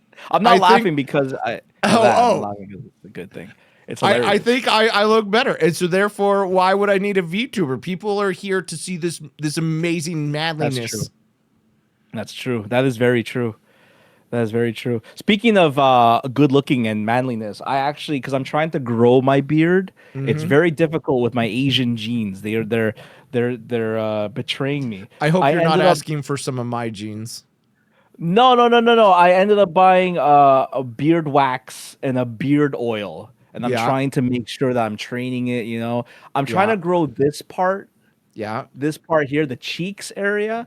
So what I'm doing is I'm taking my regular razors with the clippers instead of going down to 0 with the blade. I'm using the clip guard so that this way, it's cutting this part, but it's maintaining the growth of the cheeks. If that makes sense. Yeah. So like these don't get cut short. So I'm hoping that this grows out one day, hopefully before the new year. I don't know. I don't think that it's that short of a time. I think you have to do it for a long period of time. I've never had to worry about growing. Yeah, my cheeks, I don't think that they would do much for that. But also remember that your hair grows in like 3 different cycles. So the hair that you have growing now isn't the same hair that will be growing in several months. So you think this will take, how long do you think this will take to grow out the cheeks? I would say it would probably take like 6 months of working it hard. Oh. What do you mean by working hard? Just like, not cutting it? Not cutting it appropriately, because apparently if you cut it, it stimulates the growth. But I don't pay much attention to a lot of those because I feel like they're superstition, and I'm not very superstitious. I just grow the beard by being a man. Well, speaking of growing hair, I would say the biggest tip I can give you is make sure it's always nice, because then the ladies you get in with, they're probably, if it's unkept, they'll be like, you got a pubic situation going on too. So if this Yeah. is well groomed, then this is well groomed. But if this is out of control, they'll assume that your business below is out of control. I So was make actually sure. looking at getting a beard straightener because I'm not sure how long I want to grow a beard. But I was thinking about how I needed straight because my beard was always as curly as my hair used to be. My hair's now straight as fuck since I've been shaving. Mhm. But I used to have a fro. And then one year when I was 13, I started balding. So I went from a fro with a widow's peak, which did not look good, to buzz cut. Okay. And then I buzz cut it until I was like 2021, and then I decided to shave my scalp from there. From your side profile, you know, I think you can pull off very well. First of all, I think you might have to get a bit of a tan going, get like a spray tan or whatever tan, just to darken the get like some almond, like kissed by the sun kind of look, you know, like an almond shape, and grow it out just enough. I bet you can pull off the Leonidas look. I don't have a six pack. I'd have to spray it on like they did in the movie. No, you don't. Who needs you? You have to remove your shirt. I'm talking about your face. You can pull off. You can pull off the Leonidas look. I bet you can pull it off. You can pull it off. I appreciate it, I think. I don't have very much Greek genes. I mean, I never did a 23andMe. I think those are weird and that they definitely are using your data for weird things. I have a conspiracy theory about that. But my grandparents were like Irish, French, German, and Irish. So like I have a lot of Irish and not Roman. Damn. Don't worry, that's fine. We'll work on it. Okay. I think you can do it. I think you can do it. I think it'll be if I grow it out enough and I get a tan, I will start asking my chat what their profession is, and if they don't go a woo, and I'll make an emote for it too. I will be so upset, and I better get 300 followers. Hey, listen, it's either that you get the tan and you start learning some Arabic. You're like, yo, yalla habibi stuff going on. I think you could pull that off too, man. You could pull off like Armenian. I think you could pull off some Armenian too. I don't know if the this horizon, is a good man. thing. This feels exactly when I was playing Double Dragon with Pix, where everybody I was in cosplay was comparing me to every other person ever. I feel like I can pass as anything these days. Yeah, no tan needed for Kratos. You just have to stay out in the sun a little bit less. Get that pale, ashy stuff going on. You'll be fine. I'll just do white face. Honestly, I think that for great content, I think you should build your. I think you should make a profile on Tinder and Grindr, and whichever gets the most likes, that's where you have to go on the date with the person. I don't want to crowdsource dating because I feel like that would lead to too much. I don't want to say heartbreak, but I don't want to play with people's emotions that way, you know? No, you won't, because you have to be sincere. Like, I'm not saying make like, you know, intentional, make them into content, but make the whole dating process content, not the date itself. The dating process is content. Every Tuesday, I go through Tuesday date night tea with Zam, and I go through my online dating experiences. And I have some hot tea for this Tuesday, but you'll have to wait to hear about it because I did go on a date yesterday. Okay, is there a chance that you're gonna be going out on is there any of all the dates you've been on up until now? Is there any prospects where it could actually be a long term, or it's just no? There were a handful. However, the last one I would say had prospects was the Spanish lady, I called her. She was a single mother. However, we went 3 dates in, and then she started using every excuse out of the sun. She allegedly went into the hospital for burnout, etc. And it ended up dragging out for like 3 or 4 months with no further dates. 3 dates in. It was going really fantastic that we had the same opinions and everything and got along very well. But she went on holiday and changed, and it never worked from there. Are you able to check out a person's TikTok or Facebook? Maybe not. Yeah, Facebook or TikTok or Instagram before you go on their date, because this will give you some really good insight on who they are. You have, yes, but I don't ask for it because they would ask for it back, and I don't trust anybody I date to see me on stream. The shit I do on stream is not the same I would date. No, never ask for it. I'm talking about like, is there a way to find it before you go on? Oh the yeah, date? a lot of the apps will automatically link if you want to give it to people, or Mhm. you can try and reverse Google image search them. But I find it's not worth it to dig for that, and it's better to find out the person who they are. I don't know, man. You might find some crazy ass shit. You're like, you know what? Yeah, I'm that going makes on for this date. great stories. Are you kidding me? See, and that's why. No, man, you can't waste your time like that. Zam is looking for love. You can't. I You am. can't. I'm looking for love, but if I can have a story to make people on the internet chuckle, then it's worth the price of admission for a date.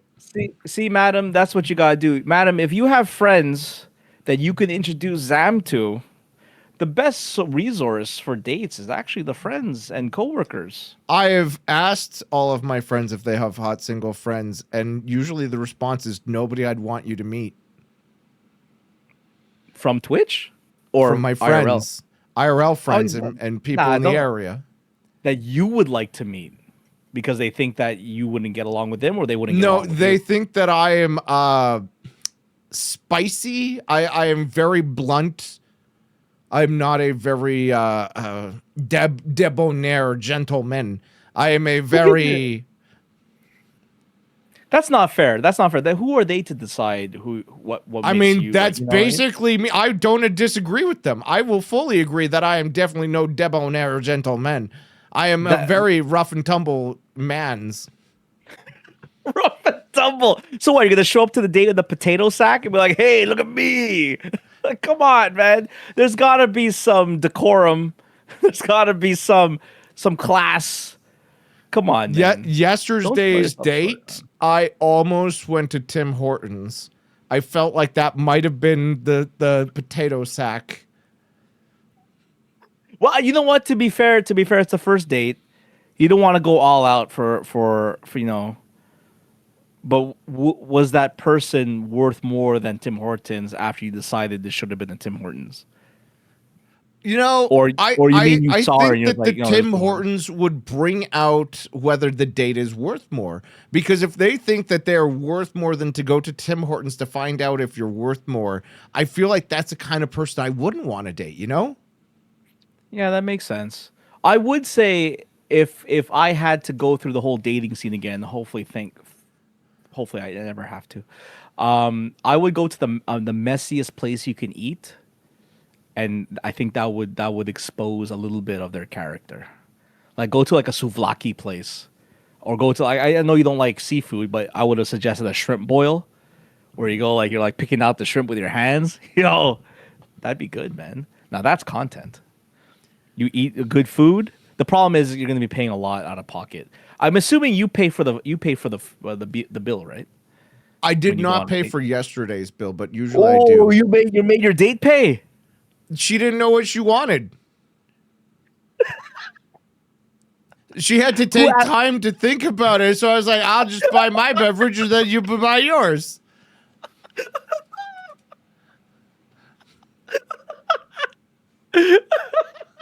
Usually I do pay the bill, but this was like, it was just coffee.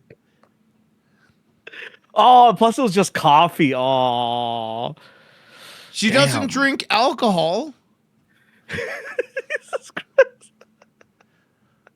You get to know what choose it. Stitch, come on, coffee date. What?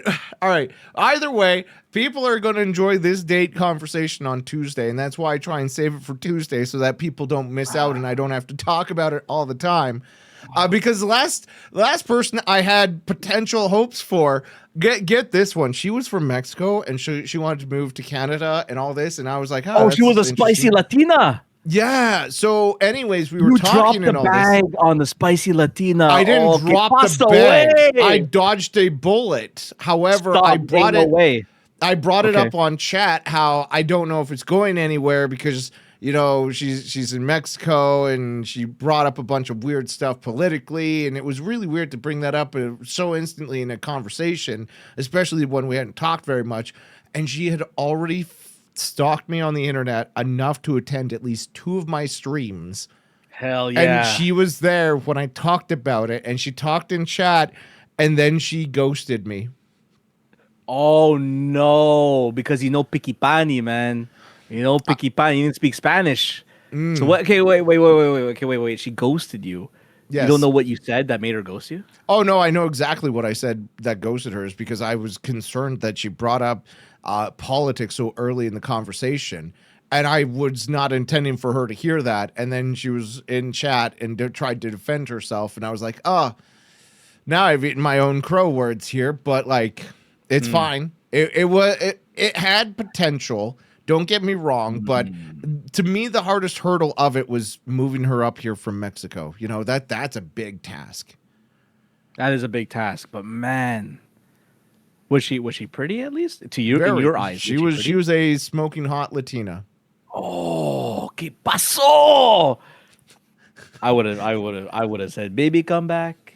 You can blame it all I'm on me. not gonna chase a Mexican woman that heard me be an idiot on the internet. See, that's her fault. She opened Pandora's box too early, man. You gotta ease people. You know how you put the frog in the hot pot, and Yes. if you blast it to 10, yeah, you know that thing, right? So she Yes. went to 10, man. She didn't let it simmer. She didn't let the Zam soup simmer before she opened Pandora's box. That's her fault. So Too I'm a much. soup now. A good tasting soup, but What no spoon. ingredients would you say is in a Zam soup? I would say it's more like a porridge, like a hodgepodge of ingredients that gives you warmth, but every so often you'll take a bite and there's like a bit of bone and it hits you back. So definitely some chicken with some bone in there. A chicken porridge? Yeah, something like that. Like when maybe there's noodles. It's hearty.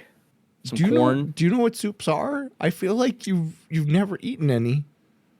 Nah, I'm Filipino, man. Like everything has rice in it. You know, you can add rice to a lot of soups. Hey, listen, you're like a clam chowder, yeah, like a clam chowder. But every so often, the shell of the fish is in there and the seafood. Why and don't you just go with the sand that's already in clam chowder? the what that's already in clam chowder? Sand. There's sand. Have you never had clam chowder? There's sand in clam chowder. There's sand in clams, and the sand from the clams get in the chowder, and it's one of the signs of a good chowder is that it doesn't have sand. But there's a lot of like, if you get Campbell's clam chowder, which I frozen ate as a popsicle, had sand in it. Maybe you're not going to the right places, man. It's Campbell's. How much? I don't go to Campbell's, man. Like I go to the restaurant. It's in a can. It's in the supermarket. Nah, man. I make my soup myself, man. Okay, Zam, first things first, man. You know what you need to do? You need to cut the dates out and be like, listen, be that creepy dude that's like, let me make you dinner. And then you invite them to your place for the first date. I think that'll be super creepy. That's and so hilarious. fucking weird, dude. No. That's the best red flag ever, man. Yeah, it's the biggest red flag. That's how I get people who are crazy know where I live and murder me. That's how you filter them out. If they say yes, then you say no, it's okay. So let me get this straight. Your plan is to set up the point where they say no, but if they say yes, I say no. So at what point do I ever date the no's? How do I like, oh, it's like I was just testing you. I don't know, man. That's your problem, not mine. But I don't know. Wow. I think Thanks for the advice. Okay, Great. but no. Honestly. I think that when you go on these dates, go to like a messy place, and then they'll bring out their character. Okay, but I'm curious now. I'm curious now about your other dates. Which ones went really well? Did you ever get ghosted by someone you thought you would never get ghosted by? Yep. Okay, why did they ghost you?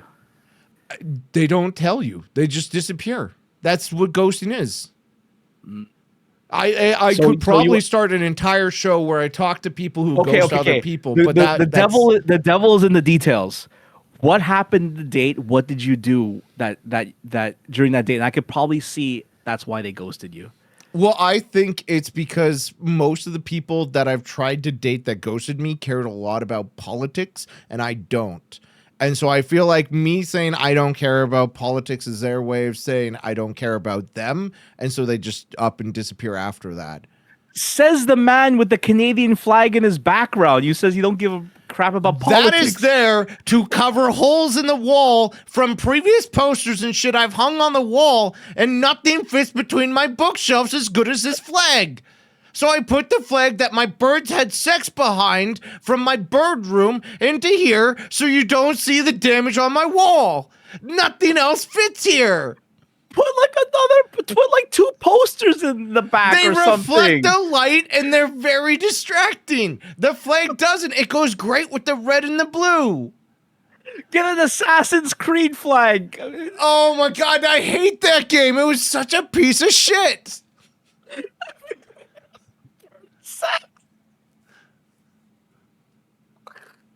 What? You're telling me as a content creator you don't understand my problem.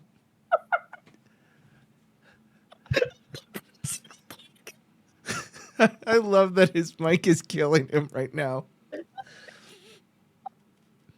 Listen, oh, man. Okay, listen, man. Yeah. Okay, you know what? It's about who cares about talk about politics, man. It's gonna happen eventually in the marriage, in the partnership, and just please do one of these, man. Just fucking knock it off. It's like, oh, what'd you think about it? Oh, what do you think about it? That's your answer. What do you think about it? I'm not sure. What do you think about? Well, I think it sucks. You know what? Me too. Oh my God! I feel like look, this is terrible advice. This is fucking terrible ass advice. It's one and done. Put your emotions aside and go for the great. Relationship is all about compromise. There's give and take. And once you're in a relationship, you know that you're 99% wrong anyway. So just who cares? Just eat it, and then eventually I'm never wrong. You sound exactly like chat right now. Who gives a shit? And who eventually you're gonna open the door and there's gonna be some Lego for you because oh my God, honey, I love you. I thought about you. Here's some Lego. Think of the long term. I don't build Lego. Last time I did Lego was last year with Pix.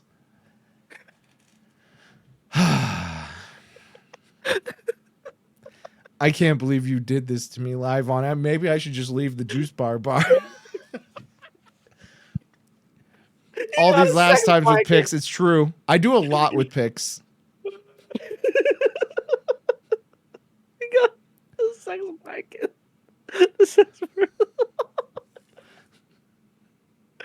Oh man, that's great. Whoo! Come on, Pix has to know somebody for you. Come on, Pix knows somebody. Pix would be a great wingman, but he's over on your side of the country. Listen, it's called Zoom and Discord, man. He'll put you in an earpiece. Remember that Romeo and Juliet or Hamlet, whatever it was called? He put the thing. He's gonna be a wingman via Wi-Fi. It's 2020, almost 2026, man. All this stuff could be done wirelessly, international. So go on a date. Pix is going to be listening in. Okay, offer the drink. You know, he'll tell you what to do. So yesterday at 5:28 p.m., I sent Pix a message, and it went, "First date in 20. Any wingman advice?" And Pix responded, "Be present, not performative. You need to impress her nonstop. Just be engaged. Ask real questions. It's not an interview. Be playful." He fucking gave me the wingman list, and I'm just sitting here going, "Yeah, Juice. He already did that. He did it literally yesterday." No. That's too much information. He gave you because Pix is methodical because he does crafting and stuff. So it's like everything is calculative. There's a lot of math in crafting, right? So he probably gave you a full list. If what you should do is like, all right, what are you doing now? I'm looking at her or whatever. Just be like, okay, just keep asking about her likes and dislikes. Just keep the conversation on them. That's all it is.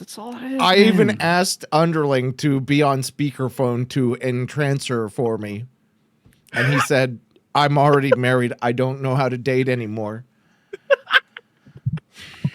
Trust me, I've already thought about these things of outsourcing it to people who date better and using their conversations or trying to have them feed me information. And I've seen it in movies too, and I'm just saying it's clever. It's ingenious. Man. I'm how old am I? I'm 43. Let me calculate how long has it been since I've been on a date. Like date. Well, you said you were dating your wife in high school, so that's at least 2 decades. 25 years, man. I had last time I went on a date was 25 years. Now I excuse myself from the table to take shits, and I fart in front of everybody. I crop dust little kids at the grocery store. It's hilarious. 'Cause I don't care. I don't care. I don't care anymore, man. Like I'm good. Yeah, I hope you get to that point one day. yeah, maybe when I'm 43, I'll feel old and I'll be like, oh, this is exactly like Juice said back November 20th, Hell yeah. 2025. Hell yeah. It's gonna be so good. I'm telling you. Listen, you're only meeting these girls on the internet. There's no other place. There's no other socializing gathering that you do. I don't that, have like, time to socialize and gather. However, I've thought about it. Don't get me wrong. But I've also been thinking of. Time. I've been thinking of getting a part-time job. I've been trying to change my job. I do stream. Like, I've thought about how I would give up time to go meet girls, but like it's a big ask for me to kill off a stream day. That's when I'm only streaming 3 days a week, I feel like I'm barely doing maintenance as it is. And to be like, guys, I'm not going to stream today because I'm going to go and try and meet a girl and hopefully she'll be interested in a hobby that I choose. I feel like that's a terrible time because not only will chat fully understand that if I get in a relationship and she says no more stream, it's over, chat, it's over. I know chat won't like that.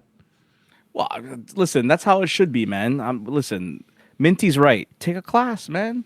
You know where I met women once upon a time? Dance class. I took a salsa class. Man, that was a great time. Zam learning how to dance. Yo, light on your feet. Once you get your tan and you get the Zam fucking thing going, damn, you're gonna be a heartbreak killer. Take a dance class, man. That'll be good. They love a man who can dance. Imagine if you saw the spicy Latina and like mi amor, la tango, por qué? Are you just Taco literally bonito. using all of the Spanish you know as a Canadian that doesn't deal with Spain at all? Habano, que pasó? That's everything though. Okay, that's your entire lexicon. Yeah. No, but honestly, dance class, man. You know what? Chat will understand. Nalgonas. Chat will understand. You take 3 days to bring it down to 2, and then you go to the dance class. I guarantee it. You at least bag a beautiful woman or someone who's kind of married and it's like, oh, I'm gonna make a divorce this year, and you're giving me so much attention. You're gonna meet a divorcee? Damn. So You're lucky, man. your next plan is for me to cause a divorce, to be a homewrecker, to get married. No. A divorcee. I meant it wrong. You're gonna meet a divorcee. They already come with maybe 1 or 2 kids. You got a family. You got a family right there, man. Yo, Zam, the family man. Okay, but honestly, go to the dance class. Dance class will work. Dance class, man. Honestly, dance class. I'm telling you, dance class. I hate it, but you're not wrong. I would possibly do something like that, but again, I would have to chat would have to accept one less day. No. And I'm not down for that. Yoga would not work because you're in your own designated space. There's no one-on-one interaction. There's no reason to go up to the person next to you. Oh, can I yoga with you? No. Maybe there's a chance you'll be like, oh, you come here often? Oh, okay. But in dance class, it's more intimate.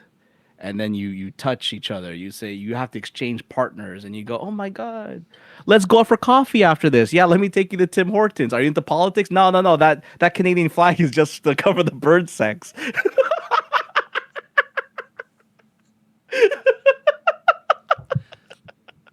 That's just don't look at that, baby. Don't look at that. It's just that's just to cover up the bird sex. It's because the birds loved it. Like, you don't understand. You've never had a bird sex blanket before? I hope I do one day. Honestly, that's very. I hope you don't. Birds make terrible pets. Do not get a bird. Bird sex blanket. Oh man. But honestly, I'm telling you right now, go to that dance class. It's gonna be beautiful. You'll love it. You'll learn how to tango. You'll learn how to do the bachata. You don't understand how beat and tone deaf I am, where a dance is not really in my wheelhouse at all. That's fine. I man. think That's I'll just fine. go and take like math Olympics class or like, I don't know, programming school. Wow. You might as well go down to the card store and play Pokemon. What's wrong with that? I heard that women love Pokemon these days. I haven't seen. I go to my card shop to buy cards. I haven't seen one lady in the Pokemon. Maybe I'm going at the wrong time of day, but there's no one in there. At least maybe at my store there isn't. Okay. That's not what my chat says. Ilex, who actually kind of works and runs one, goes there all the time, and apparently there's a lot of women who play Warhammer. Oh, they go Warhammer, really? Mm. You know what that means, though? If they play Warhammer, what does that mean? They're into politics. 100%. You love war? War? That's politics. I can talk because, god damn, that God Emperor of all mankind, Jesus Christ, he's the man. You gotta get into politics, man. Brush up on your politics, just the base stuff. Oh man, I thought about doing a segment where Zam learns politics with chat, but the problem is I have this tinfoil hat conspiracy that I can't trust fucking anybody. I can't trust the news. I can't trust Twitter. I can't trust fucking any articles because, like, how do you know that they're not AI fake shit? You don't. That's why that's the whole fun of life. You know, you just put your hands in the basket, be like, all right, fuck it. Take the wheel. I'll just believe whatever you say. Like, who cares? I mean, honestly, so I just believe everything I read is what your answer is there? Well, don't believe what you say. Just read it and be like, all right, cool. And then if someone brings it up, like, hey, I can talk about it too. And then whatever. Listen, not everybody, the be all and end all is not politics. So trust me, if your conversation is about politics on your first date and it ends with politics on your first date, you'd be surprised. Online dating is extremely political these days. Like, honestly, if I'm swiping through 10 people, you'd be running into at least 2 of them that are still bragging about still getting COVID vaccines or how they're looking for people who have never been vaccinated by COVID. And I find that so fucking weird. COVID was 3 years ago, 2 years ago. Why are people still getting vaccinated for it? It's so weird. I gotta see your online dating profile. Maybe you put something in there that's matching you up with this weird ass algorithm. I feel like it's because I put crafting in. Don't put crafting. Put something else. But Maker of Dreams. Maker of Dreams is not. Do you know that they give you things that you select from, right? You can't just type Maker of Dreams. You know what you should do? You should look at the women's profile, see what they like, and then do the hack and do a reverse profile. So let's say the women are saying, I want a guy who's, dependable and all this stuff. They put fucking your first thing, dependable. You know what I mean? I like a guy who's... So your answer now is to lie to women? Well, I mean, not necessarily lie. I'm talking about upgrading. We're going to upgrade your profile. We're going to upgrades. Yeah. We're gonna enhance. We're gonna enhance. Listen, it's not a lie. It's just building the foundation on sticks instead of bricks. But eventually, you're gonna fill it with cement, and it's gonna be fine. I feel like you're possibly setting me up for the worst failure of my life. I'm gonna continue dating the way I continue to date. Hey, listen, I donate subs to that. That's content, baby. But listen, I'm not saying lie. I'm saying just go on to the ones that that make sense to you. And maybe that's why you're getting matched up. If let's say you're dependable, then put dependable on there. You know what I mean? You got to play with the keywords. I don't think dependable is an option. There's got to be a keyword in there that describes Zam. Okay. Bald? Does someone here... No, man. There's got to be someone here who has a Tinder profile and see what they like, and if there's something in there that's you, then add that in there. So this way you're in the right category. This woman is looking for long-term relationship, fun, casual dates, kindness, leadership, and emotional intelligence. How is that not you? Put that in your profile. There's probably a billion gajillion women that have that in there that's similar to that, and then you get matched up with the right. What did I say? I'm crafty. I play video games, board games, I own birds, and I have a sense of humor. I'm also curious and loyal, is what I put there. Can you put like you have a big penis? No. Oh. Why would I want a woman to think I have a big penis anyways? I don't know. Why would I want to disappoint them that way? They'll be like, oh, it's so big, and then it turns out it's not so big. Well, I don't know. Then that's how you win them over with your personality first. And then my personality is amazing. And then this way, when they see it, they're like, oh, you know what? But he's a nice guy. I'll take it. No. Why? I hate this. I hate everything about this. I feel like Juice gives bad dating advice. So do I. I fully agree with that comment. You know what? You know what the problem is? You're going for advice for all the regular people that give you advice. And you know what they're giving advice to? The same people who you're trying to date. So everyone's getting the same advice from the same people. What you need is a fresh set of eyes, a fresh perspective, someone who's never been on a date for 25 years. Listen, I'm going to date the way that I've been dating for the past 25 years. I have not had a problem with it yet. For some reason, it's the women that have a problem with me. It's their fault. They're missing out on the Zamism, I tell you what. Because I'm a catch. I'm a wiener. Hey, listen, I know you're a catch. You're just fishing in the wrong pond, man. That's all I'm trying to say. You're in the wrong pond. That's what Pix says, and he says go to Grinder, and I'm not in the wrong pond. I'm in the right pond. I'm not talking about that's that's going to a different city. You gotta stay in the right city, just another pond. How many ponds are in your city? I don't know. I haven't been on a date in 25 years, man. How am I supposed to know? Honestly, I personally think backstable Grinder. I think that you need to somehow make your way down to Pix's area, and I bet you 100% he's gonna find someone for you. Yes, and it's not gonna be another dude. I don't want to date people in Ontario. I then have to import them to Canada, to Alberta. You know, sometimes the pond gets dried up, and you need to go elsewhere. I mean, my chat thinks I would be a killing. I would make a killing on women in Utah. Dude, go to Utah, man. Now you're on Team Utah. Hey, listen, man, you've been on Team Ontario till now. It hasn't worked. I was not on Team Ontario in the first place, and that's easier to import a person across Canada than it is to date a person in Utah. What's the number one advice when people ask me? It's like, Juice, how do I grow my channel? And I say, well, what have you been doing lately? Well, I've been doing this. How long have you been doing that? Since the start. Well, maybe it's a time for a change, is what I would say. So now you're saying that dating women is like streaming? No, I'm just saying that maybe the options have been exhausted in your area, and it's time to explore other avenues. Mormons.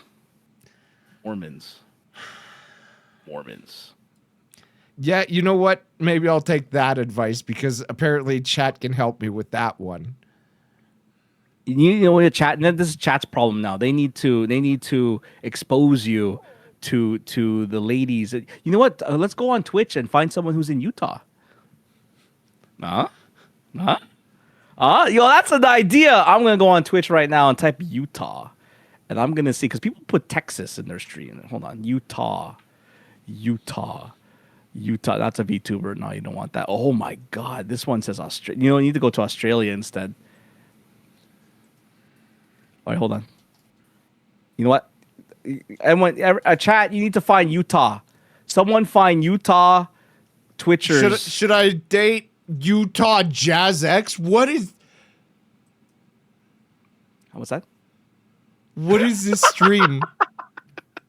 Oh my God, that's damn. She's Australian. Why are you Utah Jazz X if you're Australian?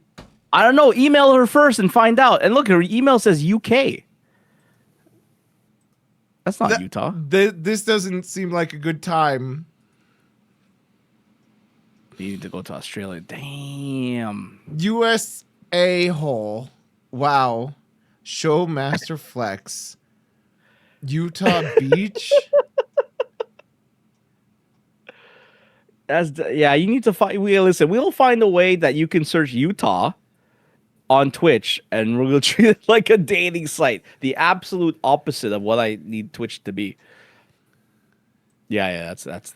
Are there any Calgary female streamers? Oh, hey, I'm at the top. No, stop it. We already went down that road. It's you. You can date yourself. Look at that. Collab streamer, top influencers, Twitch in United States, Utah, Salt Lake City. What is this? What did Rebollo put? Oh, damn. Oh, my God. This is a thing? Full-time streamer, cosplayer, mom, wife, and fitness influencer. What is this? I don't know, but I think it's good. Careful. There might be porn. On a dating site? Nah. Well, listen, I haven't been on a dating site in ever. You know what was the last dating site that was available during the time when I was dating? Lava Life. Remember Lava Life? No. That's exactly. Old. Yeah. And that's when dating online was like very taboo. It was very like, oh my God, you met on the internet. Ugh, he's gonna murder you. Ugh. They're not in Utah. They're in Houston, Texas, or Atlanta. This is a lie. This is a fucking lie. You know where you need to go? You never need to feel lonely at farmersonly.com. You go farmers only. I don't need to date farmers. You don't know that. Have you dated a farmer? No, I just know that I would probably not get along with farmers because they would not understand what video editing or Twitch or any of my hobbies. They'd probably teach me how to milk a cow pretty well. You could make a video out of it and make a YouTube channel. I've seen YouTube channels where they clean the hooves of the cows and they clean so have I. That's actually really fucking cool to watch. That was really good. I love those videos. See? Look at that. We found some common ground with that. You're technically a farmer. Exactly. Technically, it's not a technical. I'm a gardener. You know they have different words for different things, right? Well, I mean, either way, I think the whole moral of the story is we need to see the who you're swiping right on. And you got Ghost, man. Who ghosts Zam? That's just mean. Right? I know people still do that, man. That's just mean. Did they stick you with the bill? I've ghosted people before, so. Why did you ghost somebody? There was a girl who asked me twice if I owned my own home within a week, and I was like, I don't want to continue this conversation because I got a very distinct, you're in it for the money when you're asking if I own my own home twice. Maybe she just wants to make sure you're not homeless. And she's worried because she's so kind. She dated a homeless person. How many homeless people are on online dating? And then she got tricked. Hey, listen, homeless people have phones, man. I don't trust that shit. They've got data plans and everything. So you automatically think that people that are online dating could be potentially homeless and need a home? Well, I don't know. That would be one of your questions. This is based on her question. I'm trying to defend her. I'm playing devil's advocate. I don't know. Maybe why would you ask twice? I already answered once. Well, what did you say? No, you just said she asked twice, and then you said no. Within a week, and yes, I did answer her and said yes, I own my own home. And the conversation was about how she doesn't like dating losers that live with their parents. Oh, well, she probably got offended. I get it though. People get jaded by their experiences. They get jaded by it. She just wanted to make sure. She's scared, She's timid. She's a timid lady, She wants to get the confidence. You have to have confidence. The Zamadence. I have so much confidence. You ask my chat, bro, they will light me up for that. Well, that's fine. She doesn't know that. She's not chat. You gotta push the limit a little bit. You gotta stop letting these red flags turn into no's. You gotta turn these red flags into maybes. Because everyone has a red flag. I probably got a dozen red flags. But we push through, baby. Push through. Okay, well, that's also really bad advice, and I'm not going to take that. That sounds terrible. Listen, got pushed through, baby. Come on, man. Everyone's got red flags. Got to compromise a little bit. So what if they have a longer toenail than the other? That's fine. That's a red flag for you? No, I'm talking about you. I'm the one that's married. It's fine. Yeah. So where's this toenail come from? I've never talked about toenails. I don't know. Do you like toes? No, I fucking hate feet. Feet are the most disgusting part of the body, except for like your armpits. Oh, come on. So you're not going to give your loved one a foot massage? That would be an act of service and not an act of self-gratification. That's give and take, man. So what if you were going to have relations with if you're going to have coitus and they don't have an orgasm, are you not going to finish with them without having an orgasm, or are you going to finish and be like, all right, I'm going to bed? Yes, but listen, I'm not about to involve their feet in any orgasms. That seems so fucking weird and cringe. Like they walk on those. I'm not going to ever be like, hey, I rubbed your feet, so now give me a foot shot. That's so fucking weird. You're not dating hobbits. People wear socks and shoes. They better when they're having sex, so I don't see their ugly ass feet with their broken toenails. Maybe it is a red flag for me now. Chat, how did I assume that he would get upset over a long toenail and he's upset over feet and doesn't want to see toenails? I was right. Toenails are a red flag for you. Toes are not, though. I can get past toenails. Yes, Heather, we did peak. We peaked at the emotional aspect of him and his wife, and then we went down this rabbit hole of Juice trying to convince me to date people who are red flags. I don't know how we got here, but we're here now. Hell yeah, baby. So you want your loved one to wear socks while you make love? No. Okay, but then you're going to see their feet. I'm not going to look at their feet. At what position are you literally, their feet are in your face? If she's stepping on my face, that's not sex. That's abuse. What about foreplay? You know, you get into it, you massage. Stepping on my face is not foreplay. That's abuse. Who said they're going to step on your face? Why am I looking at their feet if their feet aren't in my face? Underling got it. See, you got the reverse smecks. You'd never do reverse cowgirl. You don't turn your back on family.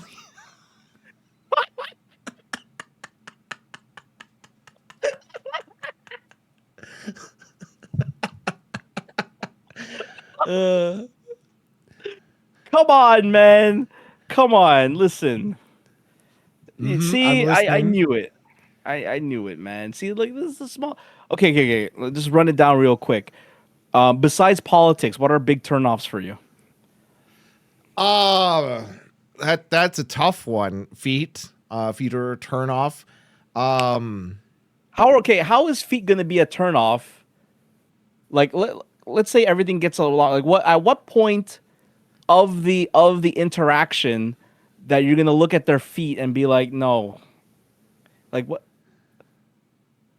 Like, how is feet a turnoff? Like, how is that a factor? I get it. Okay, all right. I'm not okay. Feet. What else? Having feet is not a red flag. But like, I would say people that are financially questionable. Like, if you're not financially literate, I would argue that's a pretty red flag for me. People that are more. Okay, sorry. I'm going to have to question almost every single point. So what would constitute as not financially literate? Like you find out. If you aren't thinking about your retirement in my age, I don't want to date you because I don't want to set up your retirement. I'm having enough trouble with my own retirement. I don't need a second. Is that a question during your date? Like, no, what do you think about retirement? Oh, okay, all right. We're now first date. What do you ask? Yes. Do you have a retirement package? Do you have a 401k? Oh, I can't date you. Well, that's the point. Well, that's okay. It's a red flag, but I'm talking about This is like, It's a how red do flag you? if you're in significant debt at my age. Would be concerned. So like if it comes out that you are extremely perverse and like $30,000 in debt, I don't want to fucking take your debt on. What do Okay, you okay, mean? okay, wait, okay, wait. Okay, let me rephrase this. Yes. Okay, these are overall general things you don't want to see in your partner. That I get. But at what point for you on the date it's going well in her mind? Forget about what she thinks of you, but it's you thinking of her, and then you're like, you know what? You don't deserve a second date. Like what? That's the part I'm What talking about. stops me from having a second date with a lady? Yeah. Like what stopped you from having a second date? Like what are some of the I things would that stopped usually you go from? past the first date always. Like I don't know a person until the third date is my rule, so I will always ask for a second date afterwards. The only time I Okay. wouldn't is if they're being incredibly bitchy, they're Okay. uppity, or they're just flagrantly disrespecting anything I have to say, or are incredibly self-absorbed. Like I Okay. feel like So everybody has the same thing that yeah, that's all you won't go past date one. okay, let me be again more specific. What stopped you from continuing the date? What were some things that stopped you from moving forward with the date? Like once it was over, it's like, okay, I'm ghosting you, or I'm not going to pursue I this don't typically opportunity. ghost. I'm the one that gets ghosted, or I'm the one that scares them away. Oh, so there hasn't been a lady that you were really hoping to continue, and then she. Well, sorry, let me rephrase that.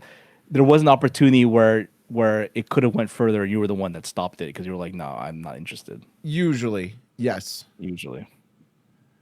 Like Damn. I would have to really struggle to come up with one where I turned around and said nope.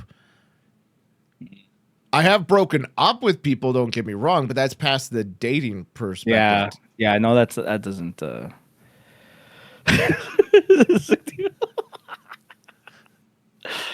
You Oh shouldn't read man, chats on it today.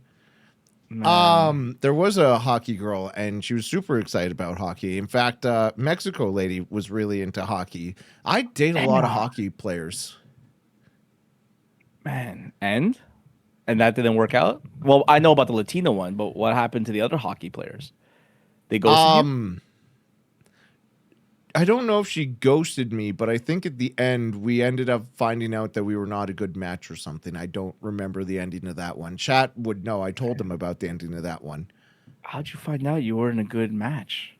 by going After how on many like three, dates? 4 dates. Oh, after 3, 4 dates, you guys were like, nah, it's not gonna work. Yeah. Oh, The really? first date is to get past the jitters, to actually get to know the person and be like, okay, this person can talk, have a conversation, right? They pass they're not a creepy weirdo, so you make it past date one. Then date two, you start to get a little bit more knowledgeable. What are your hopes and dreams? How can we meet this in the middle if we don't have similar hopes and dreams? Okay. And then date three, you start to get a little bit more, physical. Hmm. You possibly even hold hands premaritally. Like there's all these different rules and steps that you go through. Hold hands premaritally. What do you mean? So I'm thinking like hold hands before marriage. I was like, Yes. what? You Wait, you're know not supposed to hold that's hands? that What? is What? spicy, especially to like Mormons. You can't hold hands. It's a sign of affection. You don't want to display that in public. You have to get married first. What? What? Come on. What do you mean? But you guys are kissing. Were you dating a After Mormon? marriage. Have you never Huh? saved yourself until marriage? No. Okay, No, well, I jorked like so often because you gotta get that frustration out. Wait, wait. You don't hold hands if you don't. I hold hands. I'm not some sort of religious nut. Don't get me wrong, but people do have problems with holding. So I have a big problem with people touching me without me knowing or saying yes, like that whole consent thing. I've talked about this several times on my stream that I'm definitely more of a fighter. That if you invade my space, I'm defending my space. And I had a massage for the first time since May today, And it was a real burden for me to have a person invading my space and rubbing my muscles. And it was really weird. And it was a girl, and I was just like, this is very awkward and uncomfortable for me. Did you get a boner? No. Have you ever had a boner getting a massage? Close. It was a really good massage. The fuck kind of massages are you getting? Regular massages, but it feels good. Never got a boner? Never like felt like it? I was like, oh, I gotta fight this. Not during a massage, no. Oh, okay. I don't know. Damn. So when's the last time you got a massage? This is the first time ever? This is since May. My previous massage person moved back to BC, so I had to find a new one. And finding a new massage person is fucking hard. I think you need to like, be more comfortable with like the affectionate space, because I feel like maybe when you go on your dates, you have like that, it's like you don't get that emotional closeness. You need to get that emotional. It's like you have this wall up. So you're basically telling me it's me. I'm the problem. Well, there's a common denominator with everything. I'm not saying that you're a problem per se. I'm just saying that maybe you gotta. I need to change so that women like me. No, I think that maybe there's some things that you could tweak a little bit. So yeah, that's change. Tweaking is change, right? No, not at all. It's more like adjustment. It's more like an adjustment. It's like tying your shoelaces a little bit differently, kind of thing. So I need to tie my shoelaces differently? Well, I don't know. I haven't gone on a date. I don't even have shoelaces on my shoes. They're like loafers. Business loafers. Listen, man. Put it this way. There was someone I know that's been on had multiple partners, has different baby daddies, and it's for them. It's like they just can't find the right person. And for me, it's like maybe the common denominator is them. I mean, I don't know. Maybe there was something wrong with them that they're not coming to a realization about. I'm not saying that's about you, but I'm just saying that maybe you just said it yourself. You're a rough and tumble guy, so try to be a little. So I want a girl that understands I'm rough and tumble, so I don't have to change and become a completely different person. Because if I was going to change and become a different person, I would already do it as a streamer and become a better streamer. But I don't want to be a better streamer because, gosh darn it, I'm me. I get it, but there's you be sensible. Be a little bit more sensible. You don't have to give them the full Zam. Why not? I have a very strong character. If you can't handle that on date 1 and you don't have a retirement package by date 3, where the fuck are we going with this? Why are we on this date? Zam, come on, man. You gotta ease people into the Zam, man. You can't give them the Zam all at once. That's a lot of Zam. You go straight in, no lube. Straight in. No, chat. I think we found the problem. The problem is right here between me and the screen. Come on, man. You gotta ease him into the Zam, man. Ease him in. Even roller coasters have time before you go down the cliff. They give you time to go up. They don't shoot you down like a fucking seaman out the pee hole, man. At 100 miles per hour. You can't put him in the car and then step on the gas. You gotta go slow. Drive through the city a little bit. So how does one ease into the Zam? Well, I imagine you just said it yourself. By date 3, they gotta have a retirement package. Come on, man. Come on, man. You gotta. Don't hit him with the full Zam. You don't start at number 10 hot ones hot sauce. You start with the sriracha. Give him sriracha Zam.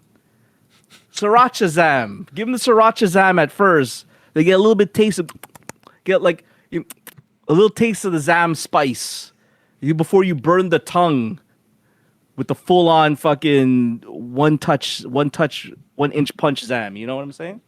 Come on. 1 inch punch. The 1-inch punch, exactly. You can't give. See, that's your problem. You walk in with your fucking potato sack, and you go in with the fucking rolling ball attack. Like, How did I'm you trick your wife Sam. into marrying you? Hey, listen, we were coworkers first, so And then she you lied witnessed. to her to impress her, and then she fell for it. But after she found out you were lying, The only thing I lied about was my appetite, because after we got together, I let loose on all the food, and I got fat. And I was like, ha ha ha! You had no idea, did you? And then she was like, "Oh, damn it! I thought he was so fit."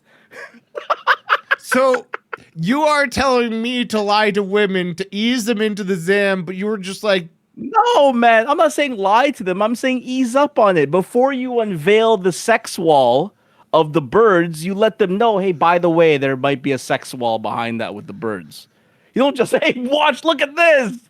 Look at this sex my birds are having. I'm not gonna lie, I have a very strong urge right now to take a picture of this flag and to text her the picture of this flag and say, hey, just so you know, if you ever see this flag, my birds had sex behind it.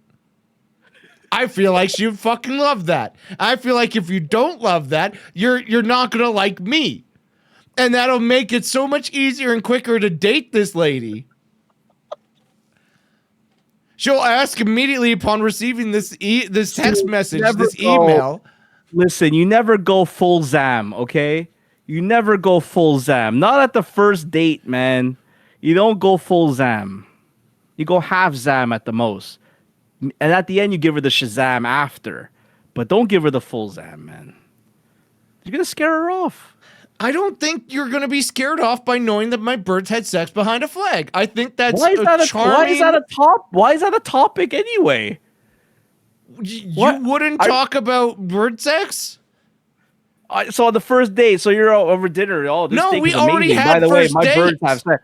Watch this picture of my birds having sex behind this flag. What are you? No, that's not the first. Do you topic think of sending somebody a picture of my birds having sex would improve or disprove my chances of a second date? Depends on the topic. If she's talking about life and looking to have a special partner, then the next message she says is like, "Hey, look what's behind my Canadian flag." I think you might be pushing a little bit. You'd actually be surprised how many people are afraid of birds, and you never realize it until you are talking about it, and they say, "Oh, I have a fear of birds," and you're like, "I own 3." Have you ever dated someone with birds? I think that's an issue too. Maybe if No. you dated someone with birds. Why? Because bird owners are fucking special.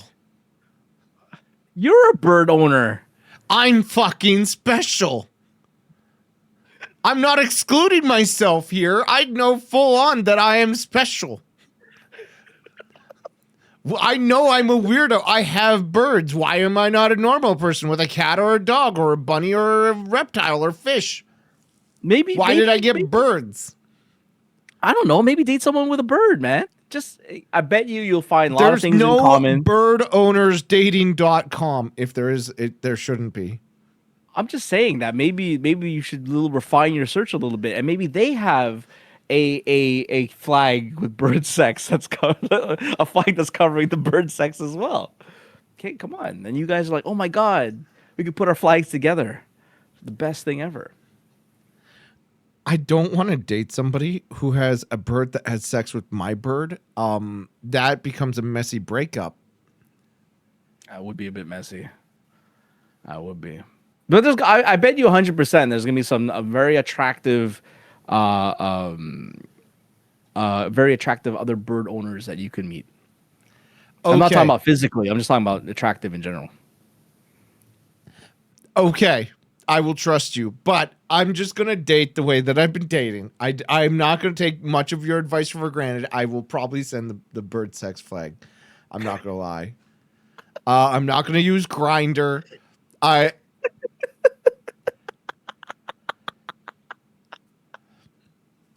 going to send them the bird sex flag. I really want to send it to them purely because I'll have content on Tuesday where I'll be able to tell them all about the story of the date and how she responded to the bird sex flag. I can give you an idea. One idea. There was another friend in the community who's also single who went on the dating Is site, she hot? and he Is she Canadian? no, it's a guy, and Oh, he was just telling me his experience, his story. He made a troll account where he was just a catfish, a little catfish as a profile account, and he acted like a fish. He was like, "Hi, blub blub," and it was just he would reply as a fish. He would be, and the women went crazy. They were hilarious. They laughed because all he would do was do fish puns, and it was just like him being a fish, like it was a real fish. And people were joking around. He actually got matched with people. They wanted to go on dates with him, and then it was, let's say, call it Tinder. They banned him because he wasn't a serious account. He was like a troll account, but the humor was through the roof. It was hilarious. Maybe just for fun, if you want content, do like a bird account, but do it like on a burner number so that gets banned and not your actual one, and then just act like a bird, like, hey, tweet tweet. Like, do so. I know it doesn't sound as funny coming from me because you got to be there to experience it, but I man, have to it be was there. funny. I You have to be there. be It was so there. good. It was really good. It was really good content. He just acted like a bird, like a fish. It was so I'm good. not looking to make my relationship content. The content is my journey through online dating. So that means that if you get married, that means you're gonna stream the event because you're making it. That you might I as well would go all ask the way. her. It's kind of like, why don't you involve your wife in your streams? You'd have to ask her, and she'd have to be cool with it, right? Damn, I'm against that. Just like Why? some things could be. I don't know. It's like some things should be kept private. Just because you can doesn't mean you should. That's how that's just how I am. You're just protective of if she became a bigger streamer, a bigger draw to your community, and everyone's like, oh, we want to see Mrs. Juice more, and then she becomes a streamer and she's bigger. You're just like all those other egotistical son of a bitch men that think that they have to protect the world from their women so that they don't have to suffer the bigger viewership decline. To be fair, if my wife came on to the stream and she exploded in popularity, I'm riding that wave, man. Girl, whatever you need, I will fix it. I will do it. You're the streamer now. I'm okay with that. That means I could be a stay-at-home dad even sooner. That's fair. I also agree with that 100%. I would always appreciate somebody who did better than me. I was 100%. Why do I want to be I would love to have a loved one take care of me. That'd be amazing. Hell yeah. But then she would leave me because then I would be like, I'll be doing nothing all day but building Lego and trying to help Zam date other women. She'd be like, what are you doing? You've been talking to Zam again. I'm doing a 24-hour stream this week, and you and Zam keep hanging out. Like, but he's part of the team. Is there any hot single ladies on the team? Yeah, actually, yeah, there are. But I don't know if you'd get along with them. Exactly like my friends. Exactly the same argument. Oh, they nobody you'd meet. All right, cool, great, fantastic, thanks. Because you're too rough and tumble, man. What if I just eased them into the Zam? What if I went in their chat and instead of saying, hey, did you know that there's 260 million kilograms of pepperoni that are sold a year? What if I just come in there and say hi? If you could promise me you're not going to go full Zam, yes, I will. And then you can ease into it. I can ease into anyone. Don't give the full Zam. Not yet. We're not lying. We're just holding back a little bit, man. We're starting at 20 kilometers an hour instead of like, don't fucking go back to the future 88 miles per hour already, man. Gotta go fast. Don't go fast, man. Ease into it. These people are timid, man. There's timid people out there. Can't just go full Zam. Like, I'm Zam. Look at my sex blanket. Can't do that, man. Here's the room where the sex blanket belongs in. How's that? Start off slow. The what? Let me show you. Let me explain. Chat's disagreeing with you, by the way. You know what? And that's why your dating isn't working, because you're listening to chat too much. Listen to me. Listen to me. I'm sorry. I'm gonna listen to chat. I'm gonna do my own thing. I'm sorry. I'm gonna date the way that I date. I'm going to totally flirt with the team members. Hold on. Heather's a team member. Let me open up her messages. See, thank you, Hey, Rapsy. Raffle agrees with baby. me. Hey, baby. Wanna see my bird sex flag? I thought you said you want to be a homewrecker. Heather is happily married. She is No, no, happily no, no. married. She doesn't have to leave her husband. It could just be a side piece, you know? No, no, no. Heather does not have to leave her husband. It could be a side piece. Aren't you the side piece in this scenario? No, because I'm gonna she's the take one her with someone. husband from her. Oh my god. He's a real gamer of that group. Oh my I guess god. that marriage. You can go full Zam on the bird site. Oh god. Well, Juice, I think this is a great time to end it. It's been nearly 3 hours. I'm not going to take any more of your dating advice. We got break Pix's record. What was it, 4 hours and what? We're not going 4 hours. I think it was like 4.5 hours, but we're not doing that tonight. I'm ending it here. Juice, thank you for making the time in all of your busy life, amongst all your worries and stresses, to come on this show. Is there anything you want to talk about for upcoming stream, events, teams, things, anything at all? Okay. Hold on, let me get up. Okay. I would say the only thing I have to say is, first of all, thank you so much for inviting me on your show. It honestly, it means a lot. Thank you for joining the team. I hope that it not only meets but exceeds your expectations. It won't. And my expectations are high.